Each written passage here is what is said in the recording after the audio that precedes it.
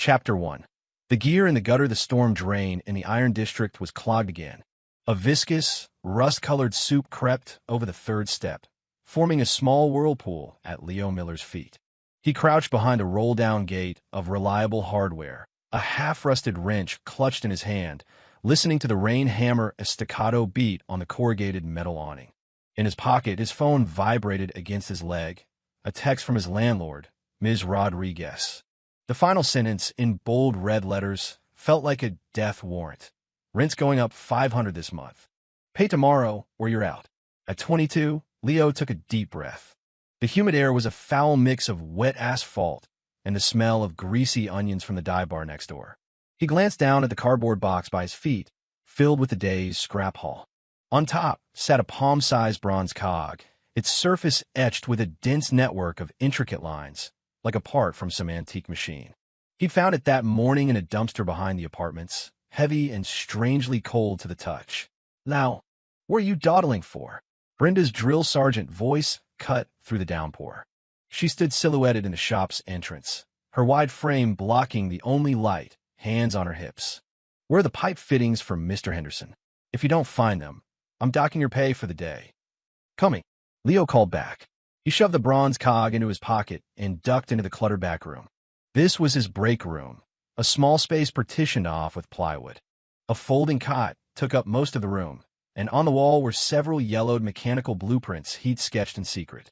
No one knew that this high school dropout could deconstruct the schematics of a precision instrument without a single error. As he rummaged through the shelves, a black shadow flickered in his peripheral vision outside the small window. It moved with unnatural speed, almost sliding along the ground, the rain kicking up a fine arc behind it. Leo rubbed his eyes. When he looked again, there was nothing but the deluge washing over the street. "What are you spacing out for?" Brenda was suddenly standing in the doorway, swinging a feather duster. "Useless is as useless does. I'd be better off with a guard dog." The duster slapped against his back. Leo didn't flinch. He'd been taking this kind of abuse for 3 years, ever since his dad's company went bankrupt and he'd jumped from the 17th floor. He silently handed her the pipe fittings. His fingertips brushed her hand, and she recoiled as if shocked, wiping her hand on her shirt in disgust. "Get away from me. You look like you crawled out of a sewer." After Brenda left, Leo collapsed onto the cot, the bronze cog digging into his hip. He pulled it out, cradling it in his palm. In the faint streetlight filtering through the grimy window, the etched lines seemed to come alive, flowing slowly across the metal surface. His phone buzzed again. A collections text from the hospital. His sister Chloe's dialysis payment was due tomorrow. Otherwise, he clenched his fist, and the cog in his palm emitted a faint hum. Suddenly, the bare bulb overhead sparked with a fizz and died, plunging the room into darkness. A searing pain shot through Leo's hand. He instinctively opened his palm, and the bronze cog floated in mid-air, its etchings glowing with an ethereal blue light. Stranger still, he heard a sound. Not the rain, not the distant traffic, but a faint, intricate clicking like the turning of gears coming from the cog itself. Then, lines of pale blue text scrolled across his vision, like lines of computer code. "Compatible host detected. Initiating bonding protocol. Warning, insufficient energy reserves. Forcing emergency mode. Bonding complete. Current authority, 0.01%. Leo's heart hammered against his ribs. He reached for the floating cog. The moment his fingers touched it, the world seemed to shift into slow motion. Raindrops hung, suspended in the air. Brenda's voice, yelling at a customer out front, became a distorted, dragging sound like an old cassette tape. He could count the molecules in his own slow-motion breath. What is this?" he whispered, his voice unnervingly clear in the silence. Just then, the black shadow appeared outside the window again. This time, Leo saw it clearly, a man in a black trench coat, his face hidden in the shadows of a deep hood, carrying a silver briefcase. The terrifying part was that his feet weren't touching the ground. He hovered silently above the floodwater, rain passing right through him, leaving his coat impossibly dry. The man seemed to sense Leo's gaze and slowly turned his head. Beneath the hood, there was no face, only a swirling vortex of darkness that seemed to swallow the light around it. A chill shot up Leo's spine. He tried to move, but his body was frozen in place. The man in the trench coat raised a hand, pointing at Leo. Instantly, the phone in Leo's pocket vibrated violently. The screen lit up with an incoming call from a blocked number. At the same time, the floating cog dropped to the floor, its blue light extinguished. The world snapped back to normal speed. The sounds of rain, voices, and traffic rushed back in. Leo scrambled to the doorway and looked out. The street was empty, save for the streams of rainwater. Breathing heavily, he looked back. The cog lay on the floor, looking like any other piece of junk. But his phone was still buzzing, the blocked number flashing insistently. After a few seconds of hesitation, he swiped to answer. "You found the gear?" The voice on the other end was raspy, like sandpaper on steel. "Don't even think about hiding it. Sector 7 is already onto you. Tomorrow night, 8 o'clock, the old Bethlehem steel yard. Bring it, and you can have your sister back." The line went dead. Leo's knuckles were white from gripping the phone. He looked at the cog on the floor, then thought of the hovering man in the rain. A primal fear seized him. His sister. How did they know about Chloe? Suddenly, the back room door creaked open and Brenda poked her head in. "What's all the racket?" "Sounded like you were talking to yourself." Her eyes scanned the floor and landed on the cog, widening slightly. "What's this? Looks like it might be worth something." "Give it here." Leo instinctively snatched the cog and shoved it in his pocket. "It's nothing. Just some junk I picked up." "Junk? More like you're trying to pocket it." Brenda's temper flared. She lunged forward to search him. "Hand it over. Everything in this store, down to the last nail, is mine." In the struggle, Leo's arm slammed into a shelf. A box of nails tumbled off, spilling onto Brenda's foot. She shrieked, hopping on one foot and jabbing a finger at his face. "You little punk. You did that on purpose. I'll skin you alive for that." She grabbed a steel pipe leaning against the wall and swung it at his head. Leo instinctively raised his arm to block it. Just as the pipe was about to make contact, he felt the cog in his pocket grow hot, and the blue text flashed again in his vision. "Authority 0.01%, parry command triggered." The next second, the impossible happened. Brenda's steel pipe hit an invisible wall and snapped in two with a loud clang. She froze, clutching the broken half, her eyes wide as dinner plates. Leo was just as stunned. He looked at his arm, then at the pieces of pipe on the floor. His heart felt like it was going to burst out his chest. What the hell is going on? Just then, the screech of tires sounded from the street. A black Mercedes sedan pulled up in the rain. The door opened, and a middle-aged man in a tailored suit stepped out, holding a black umbrella. His hair was slicked back, not a strand out of place. He walked directly into the store, his gaze sweeping from a terrified Brenda to Leo, a knowing smile playing on his lips. "Mr. Miller, I presume? My name is Marcus Thorne." The man offered a gold-embossed business card. "I believe we have a great deal to discuss." Leo stared at the card. Vice President, Eon Corporation, and then into the man's eyes, which seemed to see right through him. He suddenly remembered the phone call. "Sector 7 is already onto you." A cold sweat drenched his back. Was this man here to take the cog? Or was he from the so-called Sector 7? Thorne seemed to read his mind, offering a reassuring smile. "Relax. I'm not here to take anything from you." He gestured to the broken pipe on the floor. "It seems the gear has already chosen its new master." Leo's head snapped up. This man knew what the cog was called. Thorne's smile vanished, his tone turning serious. "Mr. Miller, the object in your possession is tied to the fate of a great many people. It's not just Sector 7 looking for it now. Other factions are in play. If you trust me, come with me tonight. I can guarantee your safety and your sister's." The rain continued to fall. Brenda had long since retreated to a corner, terrified into silence. It was just Leo and Thorne now. Leo's hand tightened around the cog in his pocket. Its cold, solid feel helped ground him. On one hand, a mysterious caller threatening his sister. On the other, a stranger who appeared out of nowhere, knew about the cog, and then there was that hovering phantom in the rain. Who could he possibly trust? Sensing his hesitation, Thorne opened his briefcase and took out an envelope. "Here's $10,000 for your sister's medical bills." He paused. "If you refuse, I'm afraid you won't make it to tomorrow." Someone far less pleasant will come knocking. Leo stared at the thick envelope, the hospital's text message burning in his mind. He felt like he was caught in an invisible vice. He knew he had no other choice. "I'll go with you," he heard himself say, his voice trembling. A satisfied smile spread across Thorne's face. A wise decision. Just as Leo started to follow Thorne to the door, his phone vibrated one last time. It wasn't a call, but a picture message from an unknown sender. He opened it.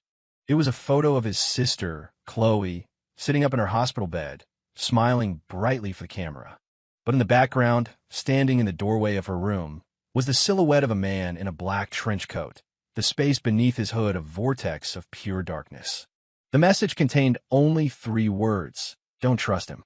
Leo froze, the blood turning to ice in his veins. He looked at the gentle, smiling Marcus Thorne, then back at the terrifying figure in the photo. A bone-deep chill crawled up his spine. Who was the enemy? Who could he believe? Thorne noticed his expression and followed his gaze to the phone screen. The smile on his face slowly dissolved, replaced by a cold, detached indifference. "It seems they're moving faster than I anticipated." He suddenly shot his hand out and grabbed Leo's arm. The grip was like steel. Thorne's voice was low and dangerous. "Mr. Miller, there's no more time for indecision. Come with me, or die right here." The rain fell, washing over the city's sins and secrets. Leo looked into Thorne's cold eyes, thought of his sister's smiling face, and felt the bronze cog in his pocket begin to burn, as if urging him to make a choice. His destiny, from the moment he'd pulled that mysterious piece of metal from a dumpster, had already been irrevocably changed. Chapter 2. When the gear turns, Marcus Thorne's hand was a vice, squeezing Leo's arm until it ached. The Mercedes' engine idled, its wipers methodically sweeping arcs across the windshield. "Let him go," Brenda suddenly shrieked, a rusty box cutter appearing in her hand. A moment ago she was hiding behind a shelf, but now she was a cornered animal, her face flushed. "This is my store. You can't just drag people out of here. I'm calling the cops." Thorne shot her a sideways glance. The iciness in his eyes made the box cutter clatter to the floor. He pulled a black leather wallet from his suit jacket, tossed a wad of $100 bills onto the counter. "That should cover a dozen steel pipes and your emotional distress for the evening." Brenda's eyes immediately glued to the cash.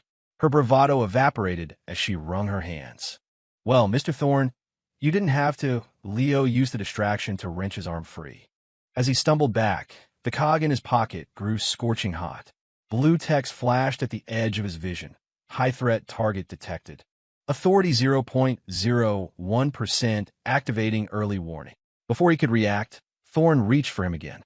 This time, Leo sidestepped instinctively, his movements so fast it surprised even him. He'd never had a day of combat training in his life, yet it was as if he'd anticipated Thorne's exact move. "Not bad," Thorne said, an eyebrow raised in amusement. "It seems the gear is adapting you faster than I expected. What do you want?" Leo clenched his fists, the cog's heat burning through the fabric of his jeans. "What is this gear? And who is Sector 7? Thorne suddenly turned to the doorway. In the rain-swept darkness, several shadows were moving, their speed inhuman. No time to explain. He grabbed Leo's wrist and yanked him toward the door. "We'll talk in the car." "They're here." Leo stumbled, but caught a glimpse of the calendar on the shelf, a cheap cartoon calendar Brenda's son had bought her. Today's date was circled in red, with payday scrawled beside it. But tucked into the plastic sleeve of the calendar, something was reflecting the light. A photograph. It was an old, yellowed photo, its corners curled with age. In it, a young man in a mechanic's jumpsuit stood before a derelict factory. He looked strikingly like Leo, and in his hand, he was holding a metal part almost identical to the bronze cog. "What is that?" Leo stopped dead in his tracks. Thorne followed his gaze, his expression tightening. "Don't worry about it." But Leo had already lunged for it, ripping the calendar from the wall. The photo fluttered to the ground. On the back, written in pen, was a single line: July 15th, 1998. Gear 1, test failure. David Miller. David Miller. That was his father's name. Leo's mind roared. His dad was in real estate. What was he doing in an old photo at a factory, holding something that looked like the gear? "Your father was a compatible." Thorne's voice came from behind him, laced with a complex emotion. He failed to protect the gear all those years ago, and that's why he was cut off as the store's front door shattered inward. Amidst the spray of splintered wood, 3 figures in black trench coats stood in the doorway, identical to the shadow Leo had seen earlier. Their hoods were pulled low, and they each carried a silver briefcase. The rain slid off their coats, leaving the fabric completely dry. Director Thorne, taking the gear and it's compatible without authorization is a serious offense, the middle figure said, his voice like nails on a chalkboard. Hand him over, and we can pretend this never happened. Thorne pushed Leo behind him and pulled a silver, pen-like object from his jacket. It telescoped open into a short, gleaming blade. A dog from Sector 7 dares to give me orders? Then I suppose we'll have to take him. The words had barely left his mouth before the man's form blurred. Leo's vision swam, and suddenly the agent was in front of him, a pale hand emerging from the darkness of his hood, reaching for Leo's pocket. Watch out! Thorne's blade sliced through the air, but the agent caught it effortlessly between 2 fingers. With a screech of metal on metal, Thorne's face went pale. An augmented operative? They sent one of you. The gear is worth it, the agent sneered and twisted his wrist. Thorne grunted in pain as the blade was torn from his grasp, flying through the air and landing in a bucket of greasy water.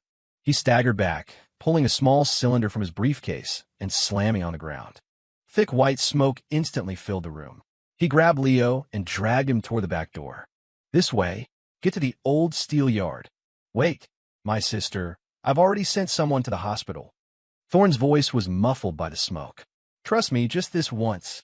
The back door opened into a narrow alley piled high, with trash cans and discarded furniture. Thorne pulled Leo along at a dead run, mud and filthy water splashing their clothes.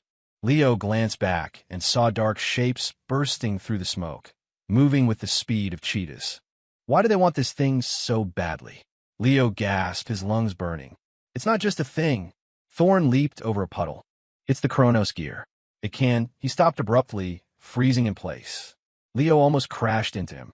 Following his gaze, he saw an old man in a white lab coat standing at the end of the alley.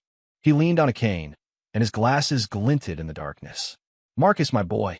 Long time no see, the old man said with a smile, tapping his cane on the pavement. Leave the gear, and I'll let you walk away. Dr. Finch, Thorne's voice was filled with disbelief. But you're supposed to be dead? The old man chuckled. What's dying once in the pursuit of knowledge? You, on the other hand, betraying the project to join the Kronos Guard. Aren't you afraid of the consequences? Leo felt the gear in his pocket burn. The blue text scrolled frantically across his vision. Temporal anomaly detected. Energy fluctuation match. Danger level extreme. Is he with Sector 7? Leo whispered. Worse. He's with the revisionists. Thorne's voice was tight with fear. They're fanatics who want to use the gear to rewrite the past. Dr. Finch suddenly raised his cane. The tip popped open, revealing a metal tube aimed directly at Leo. Such a shame to waste a compatible before he's even activated. The instant a beam of white light shot from the tube, Leo's body moved on its own. He threw himself to the ground as the beam seared the air where his head had been, blasting a fist-sized hole in the brick wall behind him. Oh, instincts awakening, are they? Dr. Finch raised an eyebrow. All the more reason you can't be left alive. He pulled the trigger again, but this time, everything slowed down for Leo. He could see the trajectory of the raindrops, Thorne's lunge to tackle him, even a minute flex of Dr. Finch's finger. Authority 0.01%. Precognition command triggered. As the blue text faded, Leo instinctively grabbed a loose brick from the ground and hurled it. Crack! The brick smashed squarely into the metal tube in Dr. Finch's hand. The white beam shot wide, hitting a nearby dumpster, which instantly melted into a slag heap, hissing white smoke. Dr. Finch was stunned. Thorne was stunned. Leo himself was stunned. When had he become so accurate? Interesting. Dr. Finch adjusted his glasses. His cane split open, revealing the barrel of a gun. But this is where it ends. Just then, the sound of sirens echoed from the mouth of the alley. Flashing red and blue lights cut through the rain. Faintly, they could hear Brenda's voice yelling, "Officers! Over here! They have guns!" It's an armed robbery. Dr. Finch's face hardened. How did the police get here? I sent a distress signal, Thorne said, grabbing Leo and pulling him toward a low wall. Let's go. They scrambled over the wall into a demolition site, a graveyard of broken foundations and twisted rebar that looked like monster skeletons in the rain. Leo collapsed to the ground, gasping for air, realizing his hands were slick with cold sweat. Are you going to tell me what's going on now? He demanded, looking at Thorne. The Chronos gear, the Chronos guard, the revisionists, and my dad. How did he really die? Thorne leaned against a broken wall, pulling a crumpled pack of cigarettes from his pocket. He lit two, handing one to Leo. Your dad was one of the first members of the Chronos Guard. 30 years ago, he was assigned to protect the gear. When the project went critical, he initiated a self-destruct sequence to keep the revisionists from getting it. Self-destruct? Leo crushed the cigarette in his hand. Then what's this? A fail-safe, Thorne said, exhaling a plume of smoke. A backup your dad hid away. He knew that one day they would find you. Leo was speechless. He'd always believed his dad killed himself over a business failure. He never imagined this. It explained why his family never talked about his father's past, why his dad's study had always felt like it held secrets. What can the Chronos gear actually do? Change time. Thorne's voice dropped. It can go to the past, or even his words were cut off by a tremor.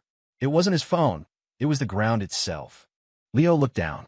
The gear in his pocket was glowing an intense blue, the lines on its surface writhing like living snakes. In the distance, the sky tore open. It looked as if someone had taken an axe to the fabric of reality. The rift glowed a sickly purple, and within it, countless fragments of something swirled, emitting a high-pitched shriek. Damn it! Thorne's face was ashen. It's a resonance cascade. They're force-starting the main gear. Leo felt like the rift was pulling at his soul, making it hard to breathe.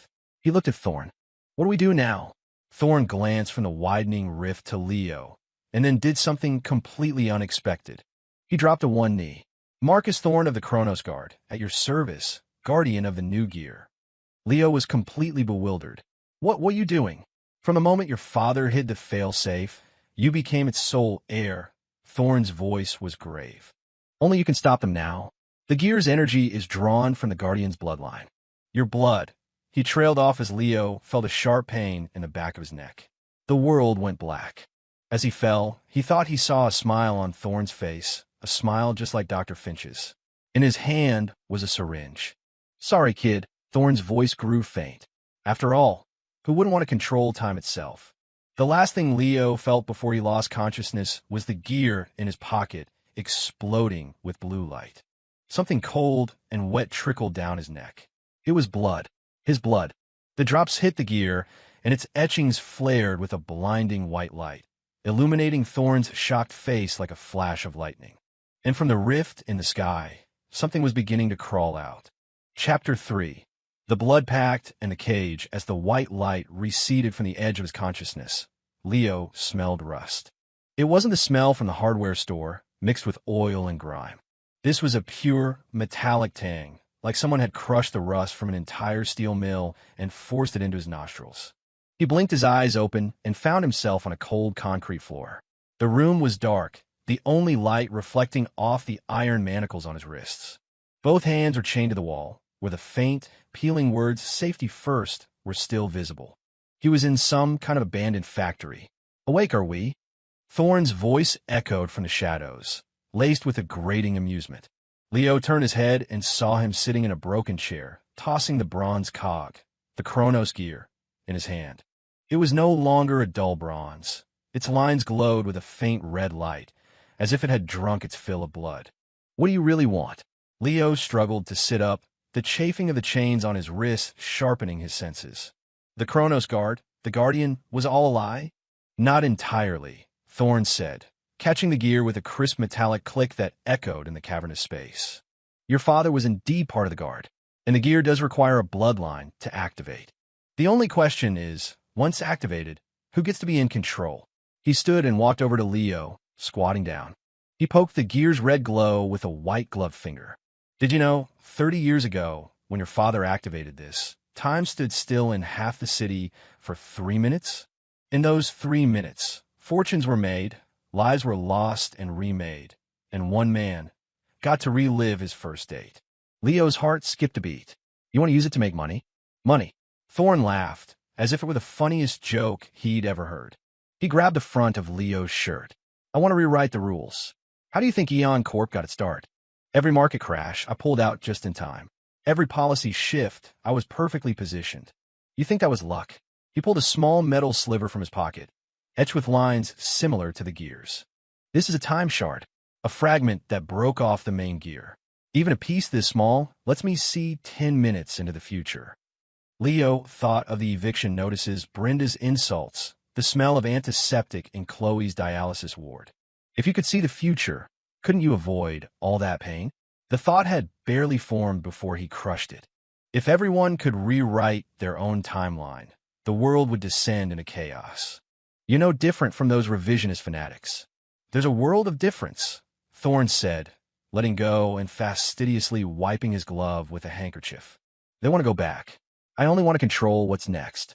And I, unlike them, understand the rules. Every turn of the gear has a cost. Your father didn't understand restraint. He burned himself out. My dad died in an accident. Leo yelled. That was the cover story. Thorne's voice grew cold. The last time he used the gear, it was to save your mother. There was a power outage at the hospital that day. Her surgery would have failed. He turned back time by 30 minutes. The cost was 10 years of his own life, accelerated. Leo was stunned. He remembered his mom dying when he was 10. At the funeral, his dad's hair had turned gray overnight. He thought it was grief. Now he knew it was decay. You brought me here to force me to use the gear. Clever boy. Thorne clapped his hands. The bloodline activation is just the first step. It requires a willing sacrifice from the Guardian. Don't worry, I won't make you work for free. Your sister's illness. I can cure it. He took a file from his briefcase and tossed it in front of Leo. This is the latest stem cell therapy from Europe. Cooperate with me, and I'll have her transferred immediately. Leo stared at the words 98% recovery rate on the document, his throat tightening. He felt for his pocket. His phone was gone. He had no way of even contacting the hospital. Just then, the gear hummed, its red light flickering. Thorne's expression changed. He pulled out a small device and tapped it a few times. What's happening? The energy fluctuation is off the charts. Outside the factory, tires screeched, followed by the sound of gunfire. It wasn't a pistol. It was something heavier, something that made the walls shake and dust rain from the ceiling. Thorne shot to his feet and peered through a crack in a boarded-up window. Damn it, it's a Sector 7 strike team. How did they find this place? Leo scanned his surroundings. In the corner, there was a rusted piece of rebar just within reach. He began to inch his body toward it, the chain scraping faintly on the concrete. Stay still. Thorne shot him a glare, pulling a pistol from his waistband. Looks like we'll have to start early today. He walked over to Leo and used a small knife to prick his own fingertip, letting a drop of blood fall onto the gear. The red light intensified. Leo felt a burning sensation on his wrists, and the blue text appeared in his vision again. Non-compatible blood detected. Rejection protocol triggered. Energy overload warning. What's going on? Thorne stared at the unresponsive gear, his face growing darker. Why isn't it working? A bright flash lit up the window, followed by a deafening explosion that rocked the entire factory. The shock wave threw Thorne to the ground. His pistol skidded across the floor, stopping at Leo's feet. Without a second thought, Leo hooked the gun with his foot, kicking it up into his hand and aiming it at Thorne. His hand was shaking. It was the first time he'd ever held a gun. Don't be stupid. Thorne scrambled to his feet, his hand hovering over another device on his belt. I still have your sister. You never went to get her. Leo's voice trembled, but his resolve was firm. You were lying from the start, just to get me to activate the gear. When Thorne had said, I've already sent someone, Leo had noticed a slight tremor in his fingers. A nervous tick, the same one Brenda had when she was shortchanging his pay. Thorne's face fell. How did you know? Because you're not like my dad, Leo said, gripping the gun tighter. You have sacrificed himself to protect others. You only sacrifice others to protect yourself. At that moment, the factory doors burst open. A squad of soldiers in black tactical gear rushed in, wearing gas masks, and aiming their rifles at Thorn. The leader removed his mask, revealing a face covered in scars. His left eye was a robotic prosthetic, glowing red. Marcus Thorn, long time no see. The scarred man's voice was like gravel. I never thought you'd be hiding this deep.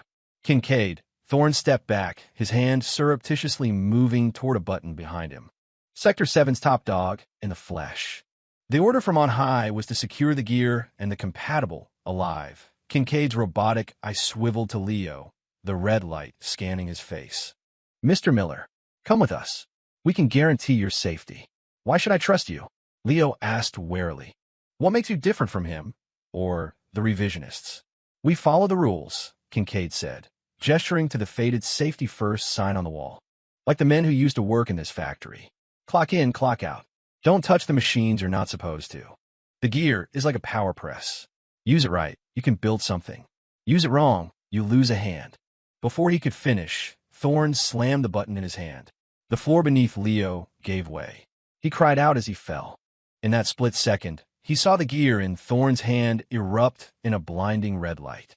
He saw Kincaid's men open fire, their bullets moving as slow as snails through the crimson glow. He felt a moment of weightlessness, then instinctively grabbed for the chains still dangling from his wrists. They snapped taut, leaving him hanging in midair over a bottomless pit.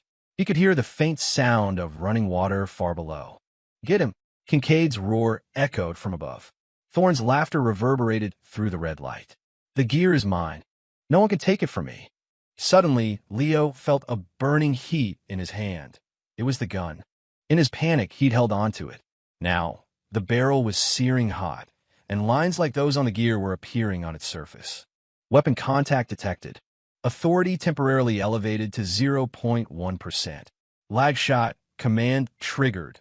As the blue text flashed, Leo, without thinking, aimed at the red light above and pulled the trigger. The moment the bullet left the barrel, time stretched like a rubber band. He could clearly see the bullet cutting through the red light and striking the gear in Thorn's hand. The gear's red glow flickered and died. The swirling lines on its surface froze into a strange, static pattern. Thorn's smile froze on his face. He looked down at the gear, then back up at Leo, his eyes filled with disbelief. Impossible. How could you? He never finished the sentence. Without the protection of the red light, a dozen bullets slammed into his body. As Thorn fell, the gear slipped from his grasp, tumbling down into the darkness, right toward Leo. Leo reached out his hand. Just as his fingertips were about to touch the gear, a multitude of hands shot out from the darkness below. They grabbed the gear, and they grabbed his ankles. The hands were pale and cold, their fingernails caked with dirt, as if they had clawed their way out of grave. Ark! Leo screamed as he was violently pulled downward. The chains groaned, the bolts in the wall beginning to tear loose. He looked up. Kincaid and his men were firing into the darkness, but the bullets passed through the arms as if they were smoke. 1,000 whispers rose from the pit, like 100 people talking at once. Leo understood one of the voices. It sounded exactly like his father. Don't touch it. It will consume you. The chain snapped. Leo plummeted into the icy water below. He choked, swallowing a mouthful, and felt something slimy brush against his leg. The gear was floating right in front of him, its lines no longer red or blue, but a dead, lifeless gray. Worse, he saw faces floating on the surface of the water. Men, women, old, young, all staring at him without expression. One of them was his mother, who had died 10 years ago. Leo, come here. His mother's face smiled at him, reaching out to touch his cheek. Leo's heart felt like it had been pierced by an icicle. He tried to pull away, but his body wouldn't move. The faces began to sink, pulling him down with them into the dark depths. Just as he was about to lose consciousness, he felt a vibration in his pocket. It wasn't a phone. It was the old photograph he'd taken for Brenda's calendar. The photo floated out of his drenched pocket and landed on the water. The moment the name David Miller on the back touched the water, it began to glow with a golden light, forming a complex pattern on the surface. The hands holding him instantly retreated into the darkness. The faces on the water vanished like bubbles. Leo felt a force lift him, pushing him toward the gear. This time, he didn't hesitate. He grabbed it. The cold metal sent a shock through him. The blue text in his vision lit up, brighter than ever before. Blood pact complete. Authority elevated to 1%. Temporal anchor unlocked. At the same time, he heard his father's voice, as clear as if he were standing right next to him. Leo, remember, every second the gear turns, it consumes the user's memories. Don't be like me. Don't forget who you are. Memories? A sharp pain lanced through Leo's head. A flood of unfamiliar images filled his mind. The summer of 1998, his dad in a jumpsuit, calibrating the gear in a factory. A hospital hallway, his dad's hair graying overnight as he stared at his mom's room.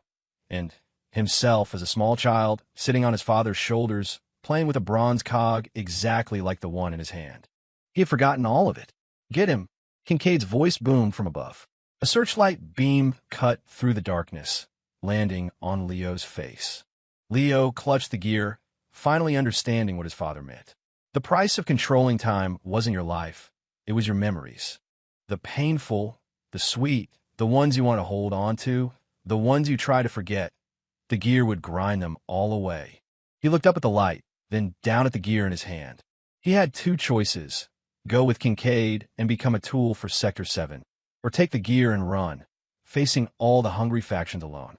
Just then, the gear hummed urgently, its lines pointing toward the southeast corner of the factory above. On the wall there, one brick was a different color from the rest. Temporal anomaly detected. Distance 100 feet.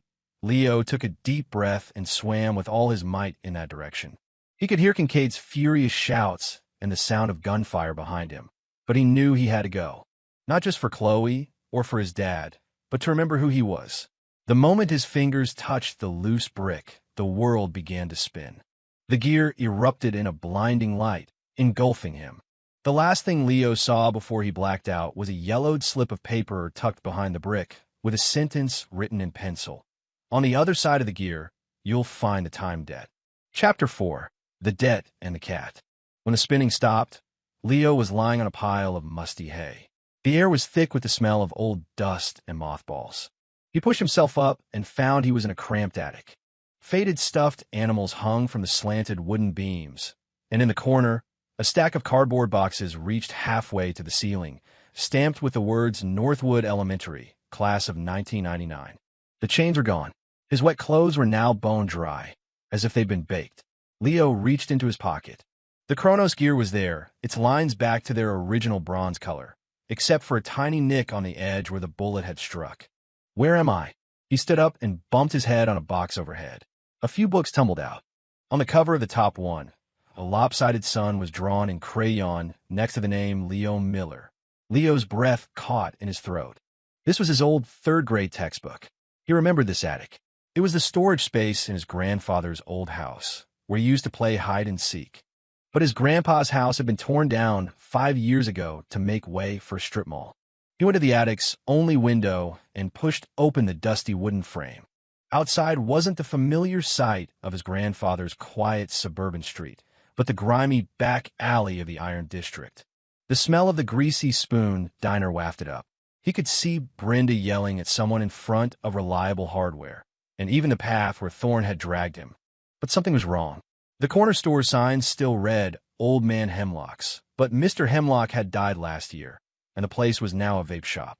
Weirder still, just moments ago it had been pouring rain, but now the sun was beating down, making heat rise in waves from the asphalt. Did time go backward? Leo pulled out the gear. The moment his fingers touched the metal, blue text flashed in his vision. Temporal anchor calibrated. Current time, June 15th, 2023, 10:03 a.m. Timeline rewound by 2 hours and 17 minutes. 2 hours? He suddenly remembered what Thorne had said about the cost. His heart clenched. He frantically checked his pockets. The old photograph of his dad was still there, but the name David Miller on the back had faded, as if blurred by water. Consuming memories, Leo whispered, his fingertips cold. The images he'd remembered in the water were already growing hazy. He couldn't even recall the color of his dad's jumpsuit. The attic stairs creaked. Someone was coming up. Leo quickly hid behind the boxes, clutching the gear in his pocket. The footsteps were light, like a small animal's. A moment later, a ginger cat poked its head up from the stairwell. It had amber eyes and a faded red collar. It scanned the attic cautiously. It was Mrs. Gable's cat from next door, Marmalade. He'd run off 3 days ago. She'd been asking everyone about him. Leo relaxed. Just as he was about to step out, Marmalade leaped onto a box and pawed open a tin of old cookies. Then impossibly it spoke. Its voice was like a petulant child's. That guy's blood tasted awful. Not nearly as good as the tuna from Hemlock's. Leo's eyes widened. He almost knocked over the box he was hiding behind. A talking cat? Marmalade seemed to hear the noise. It whipped its head around, its amber eyes fixed on the spot where Leo was hiding. "Who's there? Show yourself." Leo swallowed hard and slowly stepped out. Marmalade's fur stood on end. It arched its back and hissed. "You have a scent of the gear on you. Are you with the Kronos Guard or the Revisionists?" "I'm neither," Leo said, trying to keep his voice calm. "My name is Leo. I'm the Gear's Guardian." "Guardian?" Marmalade paused, then let out a shrill laugh that sounded like a fork scraping a plate. "You? You can't even raise a basic energy shield. You got beaten half to death by that suit, and you call yourself a Guardian?" It had seen what happened. Leo suddenly thought about the time rewind. Had the cat been caught in it too? Or was it not a normal cat at all? "What are you? What?" Marmalade's ears drooped as if offended. "I'm a temporal familiar, and I've been bound to the gear for 300 years. If that old quack in a lab coat hadn't ambushed me and forced me back into my juvenile form, those clowns from last night wouldn't have even been an appetizer." Temporal familiar? 300 years? Leo felt his understanding of the world cracking. He looked at the red collar around Marmalade's neck and remembered Mrs. Gable saying she'd found him 6 months ago, and he'd been wearing it then. "Do you know my dad?" "David Miller." Marmalade's ears twitched. It hopped down and rubbed against Leo's leg. "Oh, that fool. Spent 10 years of his life to save your mother. And in the end, he forgot even the most basic controls for the gear. If I hadn't pulled the memory fragments he hid in the gear seams, you wouldn't even remember his face." Leo's heart leaped. "Memory fragments? That piece of paper in your pocket." Marmalade flicked its tail toward his pants. "It's a temporal sigil, forged from his blood and memory. That's what saved you in the water. But you just used up all its energy by forcing a time rewind. If you don't preserve it soon, it will fade completely." Leo quickly pulled out the photograph. The image on it was already turning translucent. The paper itself was as thin as a cicada's wing. "How do I preserve it?" "You need to pay the time debt," Marmalade said, licking its paw. "Every time the gear alters time, it incurs a debt that must be repaid with an equal amount of chronal energy. Your dad racked up a huge debt. In the end, he used himself as collateral." "What's chronal energy?" "It's time itself," Marmalade said, leaping onto the windowsill and looking down at the street. "See that old man on the delivery bike? He has 3 years left to live. That's chronal energy. That girl in the school uniform? She's had a crush on her classmate for 3 months. That unspoken time is also chronal energy. Even the 2 hours you just rewound. That's a debt. It has to be filled with other time." Leo thought of the hospital bills. It turned out time, like money, had to be paid back. "So how much do I owe?" Marmalade squinted, as if calculating. Forcibly interrupting Thorne's ritual, you owe him 10 years of his life. Rewinding time by 2 hours, you owe everyone in this district a collective 733 years of potential time. And activating the sigil to save yourself, you owe the last remnant of your father's soul. It yawned. "Basically a lot. Enough to turn you into a pile of dust right now." A cold sweat broke out on Leo's back. "Then why am I okay?" "Because someone else paid part of it for you." Marmalade's gaze fell on the end of the alley. "See that old woman in the floral dress? She was supposed to slip while grocery shopping this morning, break her hip, and be bedridden for 3 months. Because of your time rewind, she's fine. The gear took those 3 months to pay down your debt." Leo followed its gaze. It was Mrs. Gable from the next building over. She used to give him candy when he was a kid. He'd seen her just last month, sitting on the stoop enjoying the sun. "But that's stealing. All time is borrowed," Marmalade said, hopping off the sill and rubbing its head against Leo's leg. "You have 2 choices. Throw the gear away now, go back to being a wage slave, and wait for the debt to come and tear you apart. Or learn from me how to control the gear and go earn the time to pay it back." Leo clutched the photograph, his father's fading image seeming to watch him. He thought of Chloe's pale face in the hospital, Brenda's feathered duster, Thorne's cold smile. If he threw the gear away, could he go back to his old life? Would the bills, the rent hikes, Chloe's illness just disappear? How do I earn time? Marmalade's eyes lit up. Smart choice. Follow me. I'll introduce you to a creditor. It hopped down the attic stairs, and Leo followed. As they passed through the living room, he saw the calendar on the wall was set to June 15th, matching the gear's display. His grandfather's old clock ticked away, the patina on its pendulum exactly as he remembered. At the end of the alley, Marmalade stopped and nodded toward the diner. That guy in the trench coat. He's been watching you ever since you rewound time. Leo's heart skipped a beat. He looked over. A man in a black trench coat stood across from the diner, his hood pulled low, a silver briefcase in his hand. It was the same shadow from the rain. The man seemed to sense his gaze and slowly looked up. The space under his hood was still a swirling darkness, but Leo felt a familiar thrum, the same feeling he got when he held the gear. Source energy fluctuation detected. Danger level. Unknown. As the blue text flashed, the man turned and disappeared into a side alley. Marmalade's first stood on end. It's a temporal echo. People whose time has been consumed by the gear turn into those things. They're trapped in the gaps of time, feeding on other people's chronal energy to survive. Why didn't he attack me? I don't know. Marmalade's voice was tense. But him following you can't be good. Let's go. It hurried down another alley, and Leo followed close behind. As they passed Reliable Hardware, he saw Brenda swatting a young man with a feather duster. The young man's back was identical to his own. It was him from 2 hours ago. Don't look back. Marmalade hissed. When timelines overlap, seeing your past self accelerates your chronal energy drain. Leo quickly turned away, his heart pounding. So a time rewind wasn't a simple do-over.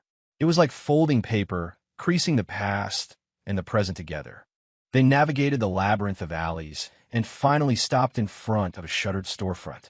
The sign, Stardust Records, had letters missing. A strange symbol was spray-painted on the roll-down gate, vaguely resembling the lines on the gear. Marmalade tapped the gate with its paw. The usual. Time to pay up on the tuna, can time you owe me. The gate creaked open, revealing a dim interior. Moldy cassette tapes and CDs lined the shelves. An old man in a military surplus jacket sat behind the counter, examining a vinyl record with a magnifying glass. The wrinkles on his face were deeper than the grooves on the record. You're here, the old man said without looking up, his voice raspy with disuse. What have you brought me this time? A new debtor, Marmalade said, hopping onto the counter and flicking its tail at Leo. He owes the gear a lot. He wants to learn from you how to collect it. The old man finally put down his magnifying glass. His cloudy eyes turned to Leo, and he broke into a grin, revealing a nearly toothless mouth. David Miller's boy? You look just like him. Leo was taken aback. You knew my father? Knew him. The old man pulled a tin box from a drawer and dumped out a pile of yellowed photos. The time debt he owed me was 10 times what you owe now. This right here is a rare, first-pressing album he traded 3 months of his youth for. This is a special lubricant for the gear he traded the memory of his first date with your mother for. In one of the photos, a young David Miller stood in front of the record store, holding an album, grinning from ear to ear. Something hit Leo in the chest, and the fragmented memories began to stir again. His dad trying to teach him to dance and stepping on his own feet. His mom pricking her finger while knitting and yelping in pain. The smell of sunshine in the attic. What happened to him in the end? The old man gathered the photos and picked up his magnifying glass again. He used his last memories to buy a temporal bubble to hide the backup gear you have now. He even set a ward on it that could only be broken by your blood. He said he couldn't let you be trapped by the gear your whole life, like he was. Leo clutched the gear in his pocket. He suddenly understood. His father hadn't left him a gift. He'd left him a choice. The choice to live an ordinary life, or the choice to bear the weight of it all. Just then, the glass door of the record store cracked with a sharp snap. The figure of the man in the black trench coat appeared outside. A pale hand emerged from the darkness of his hood and pointed at Leo. Give me the gear. The old man's face changed. He grabbed a metal rod from under the counter. It's an echo. He's been consumed so badly he's barely conscious. How'd he find this place? Marmalade's fur stood on end, and it let out a threatening hiss. He didn't follow us. He followed the gear's debt. Leo felt the gear in his pocket grow hot. The blue text flashed frantically. Time debt overflow warning. Echo is consuming ambient chronal energy. He saw the colors on the cassette tapes on the shelves begin to fade. The CD covers aged before his eyes. Even the old man's hair seemed to be turning whiter by the second. "Give me the gear." The man's voice grew more distorted, as if coming from underwater. Or we all turned to temporal dust. Leo looked at the old man's graying hair, at Marmalade's arched back, and thought of the smile on his father's face in the photograph. He suddenly understood what the time debt really was. It wasn't a debt to the gear. It was a debt to the people you loved and the people who loved you. He pulled the gear from his pocket and held it tight. "I'm not giving it to you." Leo's voice trembled, but his resolve was absolute. "I'll pay the debt myself." The gear erupted in a blinding light, the lines on its surface spinning wildly, as if in response. The man in the trench coat let out a piercing shriek, and his form began to turn translucent. The old man's eyes lit up. "He's awakening his pact. Quick, Leo. Focus. Think of the one thing you can't bear to lose." The one thing he couldn't lose? An image of Chloe's smiling face flashed in his mind. At that moment, the gear's light shot toward the back of the store, illuminating a poster on the wall. It was for a concert in 1998 featuring his dad's favorite band. And in the corner of the poster, someone had written a line in pen. "Leo, remember, what time can't take away is what matters most." Chapter 5. The Pact and the Vanishing Floor. As the gear's light flooded the record shop, Leo heard a sharp crack. It wasn't the sound of breaking glass, but of something solidifying. He looked down. The man in the trench coat was dissolving in the light, turning into countless motes of energy that were slowly being absorbed by the lines on the gear. Echo energy detected. Converted to chronal energy. Current debt balance. Minus 689 years. The moment the blue text appeared, Leo felt a weight lift from his shoulders. The cassette tapes on the shelves regained their color. A few strands of black reappeared in the old man's hair, and even Marmalade's bristling fur smoothed down. Absorbed in Echo's energy, the old man, Silas, clicked his tongue, tapping the counter with his metal rod. This kid's pact awakened earlier than his dad's. "What exactly is a pact?" Leo asked, rubbing his still hot palm. The gear had quieted, but a faint golden ring now encircled the nick on its edge. "It's your connection to the gear," Marmalade said, hopping onto his shoulder and brushing its tail against his ear. "Like an old-fashioned contract. You give it energy, it works for you. But your pact is special. It seems you can directly absorb echoes to pay off your debt. Much more efficient than trading memories like your dad did." Silas unrolled a yellowed map on the counter. "Absorbing echoes won't be enough to clear your debt. See this mark? The number 3 furnace at the old Bethlehem steel yard. There's a temporal fissure there. Tonight at midnight, it will leak a significant amount of chronal energy, enough to pay off half your debt." The mark on the map was a twisted gear, identical to the one in Leo's pocket.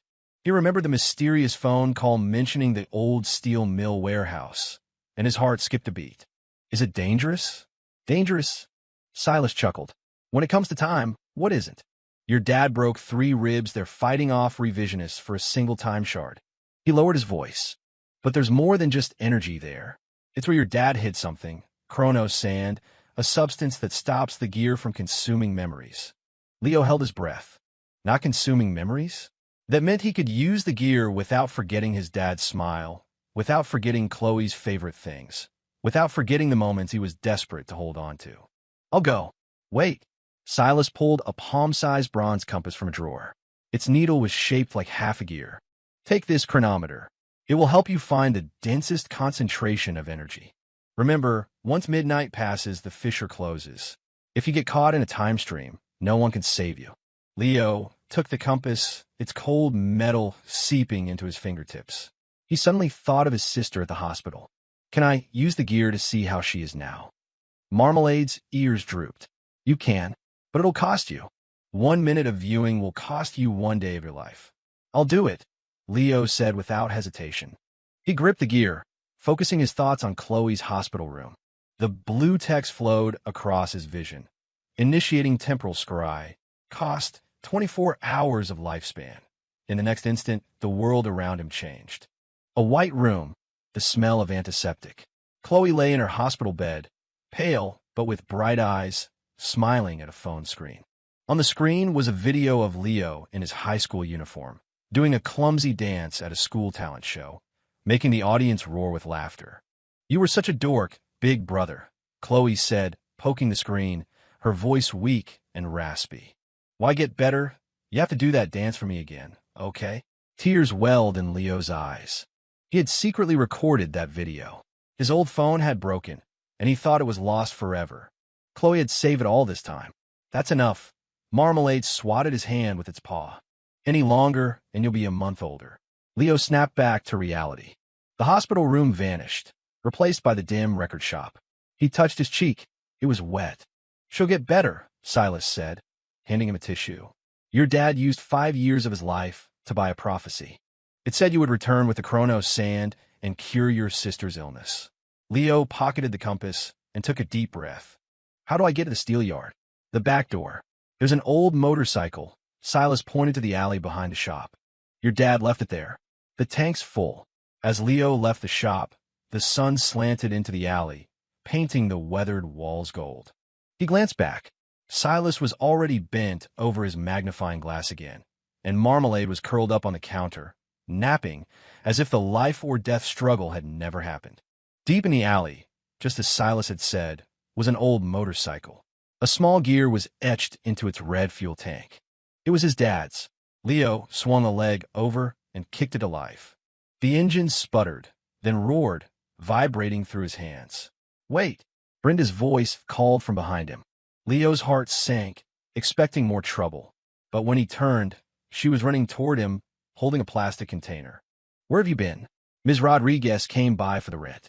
I told her you were at the hospital visiting your sister. I covered it for you." Leo was stunned. This was the same Brenda who would yell at him over $5. Now she was covering his rent? "What are you staring at?" Brenda shoved the container into his hands, avoiding his eyes. "My son brought home this brisket yesterday. We weren't going to eat it all. Make sure your sister eats something good." The container was still warm. As Leo held it, he remembered the video on Chloe's phone. In the background, one of the kids cheering him on was a chubby boy who looked a lot like Brenda. "Thank you, Brenda." The tips of Brenda's ears turned red. She turned to leave, but her voice floated back. "Get back here soon. The pipes in the shop are still waiting." Leo started the motorcycle, the smell of brisket mixing with the gasoline fumes. He finally understood what Silas meant by what time can't take away. It was Brenda's kindness, hidden beneath her gruff exterior. It was his father's love, hidden in sacrifice. It was the warmth you didn't always see, but was always there. The old Bethlehem steel yard was on the outskirts of the city, abandoned for nearly 20 years. As Leo rode into the complex, the setting sun cast long shadows from the blast furnaces, making them look like slumbering beasts. He followed the map to furnace number 3 and found not a warehouse, but a rusted-out elevator shaft, cordoned off with chains and a no-entry sign. "The compass is pointing down," Marmalade said, perched on the railing, its amber eyes fixed on the dark shaft. "The fissure must be underground." Leo pulled out the compass. The needle spun wildly before settling, pointing straight down. He tugged on the chains. They were loose, rust flaking off. "Be careful. They say the shaft has swallowed its share of people." Marmalade's voice was tense. "The last time I was here with you, I saw the ghosts of 1950s steelworkers floating around inside." "You were here with me before?" "Forgot." Marmalade scratched its head with a paw. "When you were 7, your dad brought you here. You insisted on exploring the shaft, got scared by bats, and came out crying. I was the one who dragged you out." A hazy image flashed in Leo's mind. A pair of warm paws pulling him up from a cold, dark place. He and Marmalade went way back. He switched on his phone's flashlight and started down the rusty service ladder. The walls of the shaft were covered in scratch marks. Some looked like they were made by human fingernails, others by animal claws. Halfway down, he saw a yellowed hiring notice pasted to the wall. The date was July 15th, 1998, the same as the date on the back of his father's photo. That was the day the Gear 1 test failed, Marmalade said grimly. They say an entire floor that didn't exist before appeared in this shaft that day. Anyone who went in never came out. Leo's heart skipped a beat. Just as he was about to speak, the rung beneath his feet snapped with a loud crack. He cried out as he fell. In the chaos, his hand caught on a piece of rebar sticking out of the wall. His phone slipped from his grasp, tumbling into the darkness, its light painting a brief, terrifying picture below. It was a floor that should not have existed. A massive gear was painted on the concrete, identical to the one in his pocket.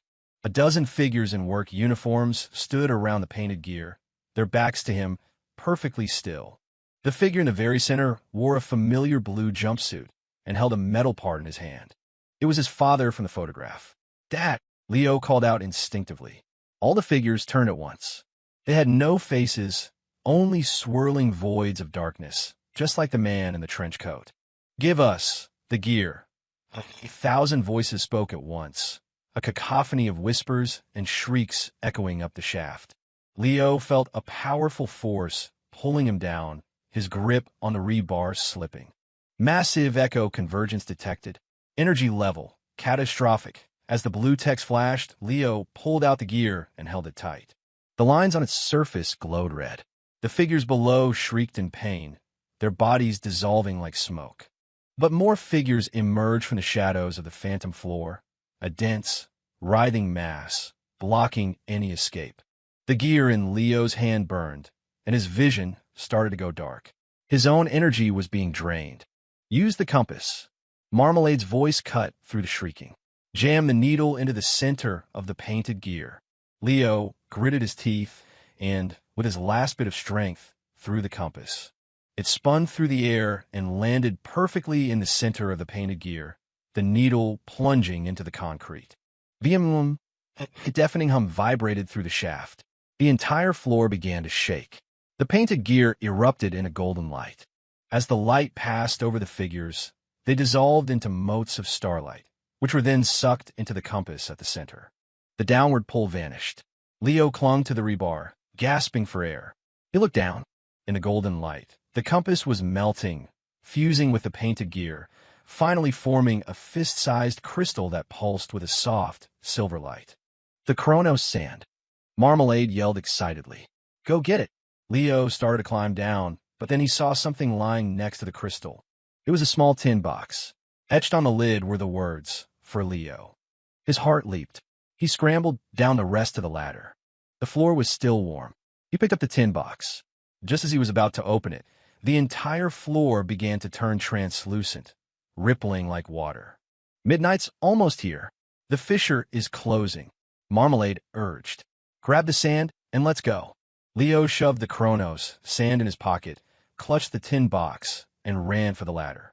But the translucent floor was shrinking fast. Something grabbed his ankle. A faceless hand, emerging from the dissolving floor, held him fast. "Leave the gear," a familiar voice whispered in his ear. Leo whipped his head around. On the wrist of the hand holding him was a faded red string bracelet, identical to the one his mother used to wear. "Mom!" His strength vanished. The floor was now up to his knees. Familiar voices swirled around him. His dad's laugh, his mom's gentle admonishments, Chloe's giggles, Brenda's yelling, Silas's cough. Was this his time debt? Chronal energy critical. Host will to protect detected. Guardian protocol triggered. As the blue text flashed, the gear in Leo's pocket exploded with an unprecedented light, enveloping him completely. The hand on his ankle released him. His mother's voice, choked with tears, echoed from a great distance. "Leo, run. Don't look back." Leo gave the vanishing floor one last look, then scrambled up the ladder with all his might. The light behind him faded. He had just cleared the top of the shaft when he heard a final, definitive crack from below, as if something had shattered forever. He collapsed on the ground, gasping for breath. The tin box was still in his hand, and the Chronos sand in his pocket emanated a faint warmth. Marmalade jumped onto his shoulder and licked his cheek. "It's okay. We got the sand." Leo opened the tin box. Inside, there was only a photograph and a slip of paper. The photo showed his dad, his mom, and a young Leo standing in front of the record shop, smiling. On the slip of paper was his father's handwriting. Leo, when you read this, you'll probably understand. The gear isn't a weapon or salvation. It's a choice. The choice to remember or to forget. The choice to bear the burden or to run from it. I chose to bear it, not because I was brave, but because I loved you and your mother. A tear fell from Leo's eye, smudging the ink. He looked up at the night sky. The stars were bright, just like the motes of light the echoes had become.